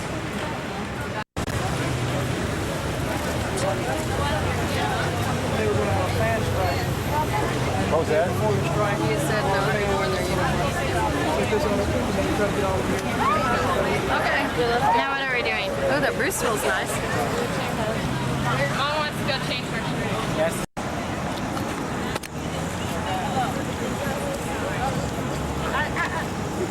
Go ahead.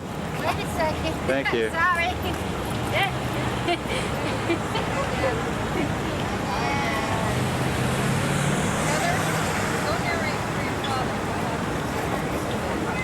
guys are, I'm taking a picture of a tree. Yeah, get over here. No, over here. She's making us go this way.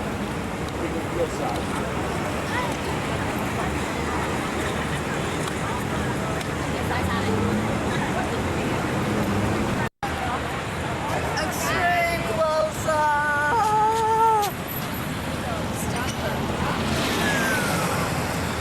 And a few demonstrators.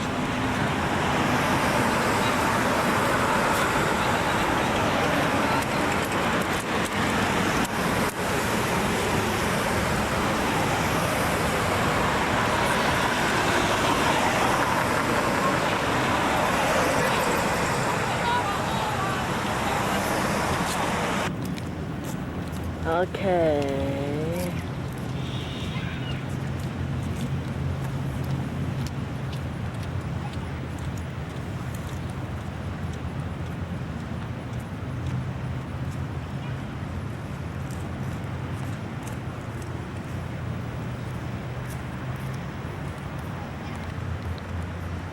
There's the statue. Actually, it's up, but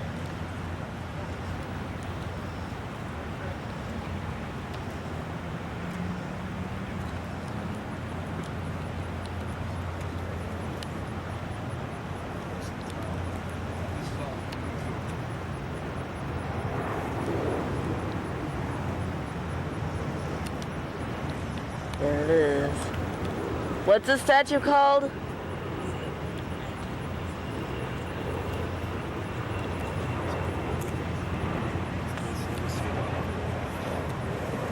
Just makes you proud of being an American, doesn't it? Huh?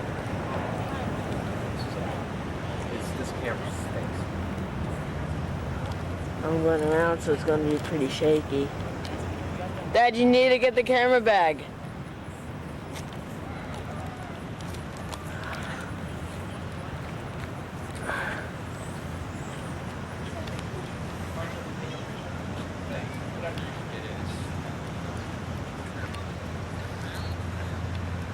Dad wants me to go around, so I will.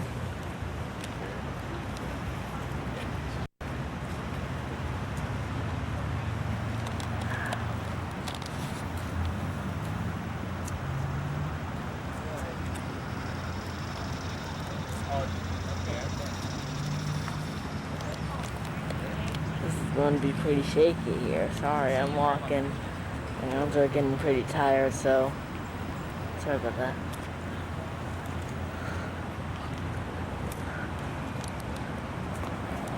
Whoa.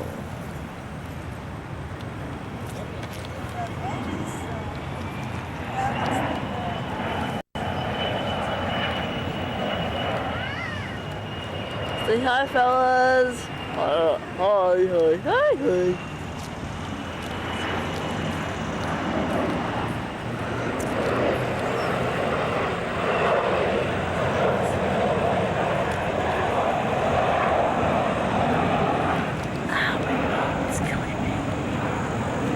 Well, I better cut for now. See ya.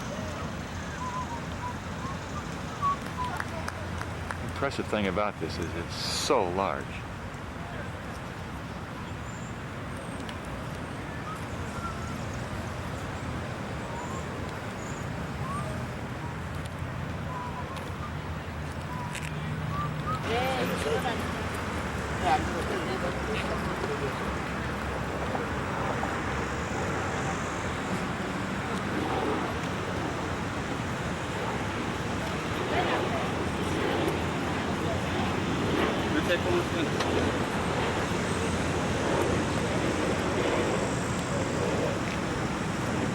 Statue's a lot bigger than it looks.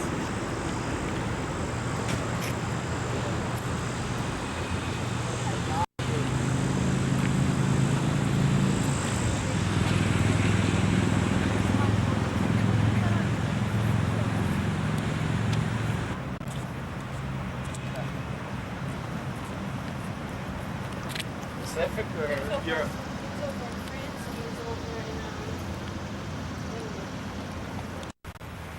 Dad, turn around. Dad, the tree. There's squirrels fighting. There's two squirrels.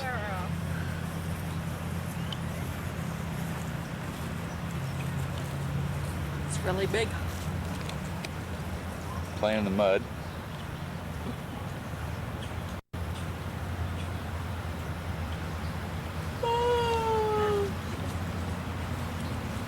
What are you doing? Playing hydraulicness.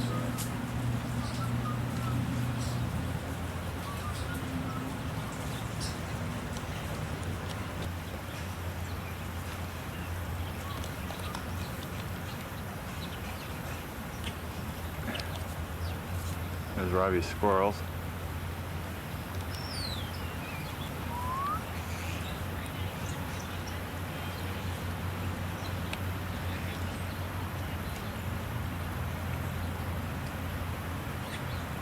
He likes to eat upside down.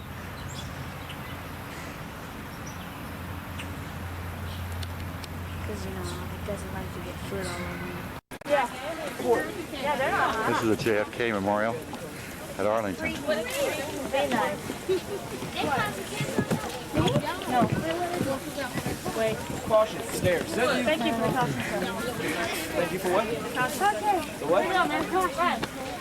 No more uphill. Mom, we're going. Chris, don't go wait for Chris. You know what? Let's just sit in the shade.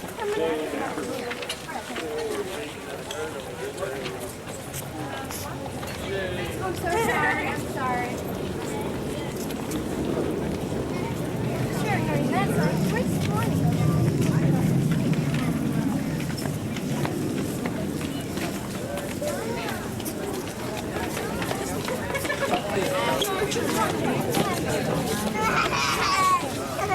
We're not the only one here.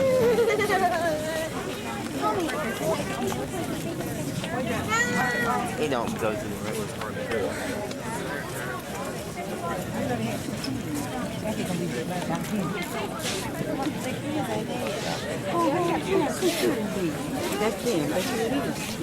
His name is Patrick.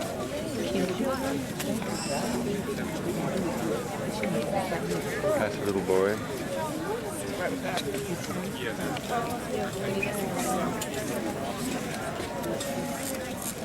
This is what the sounds were.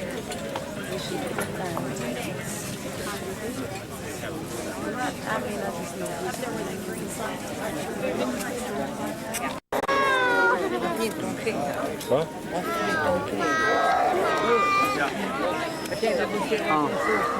What?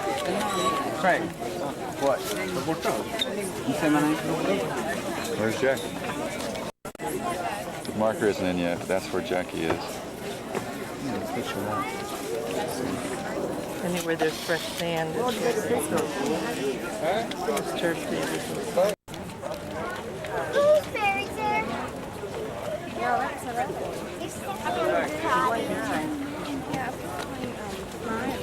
Not much for Robert. Brother, why is it kind of enough? What? He wanted a simple white course. That was his request. Robert Lee's home up there.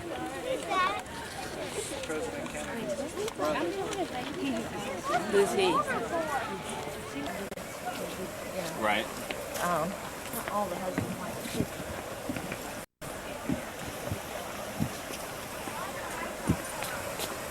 All right. Great shot. Go ahead. Go ahead. Okay. Get my good side, all right? All right.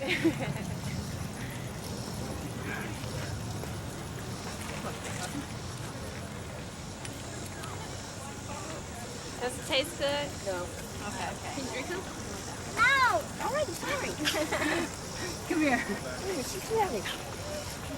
I'll hold it. Cute little panda. Yeah, that's a whatever. Here we're at the. Is this On the other side, I think. National Washington. Yeah, National Zero. This is the National Zoo, and we are seeing a panda asleep. Scene. What? Male giant panda. Male giant panda.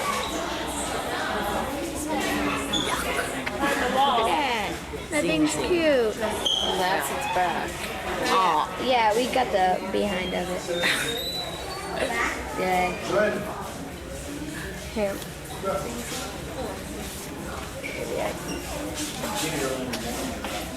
Where's that Amazon place, Ned? Yeah, we'll be right back after these commercials. Well, these are notes from kids who I never even heard of. These are letters to the zookeeper about a dead panda that died 2 years ago, I think. Yeah, here it was 2 years ago.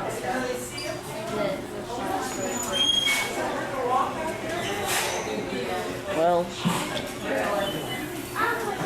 shutting off for now. See ya. Here's some ostrich. They're eating right now, I guess.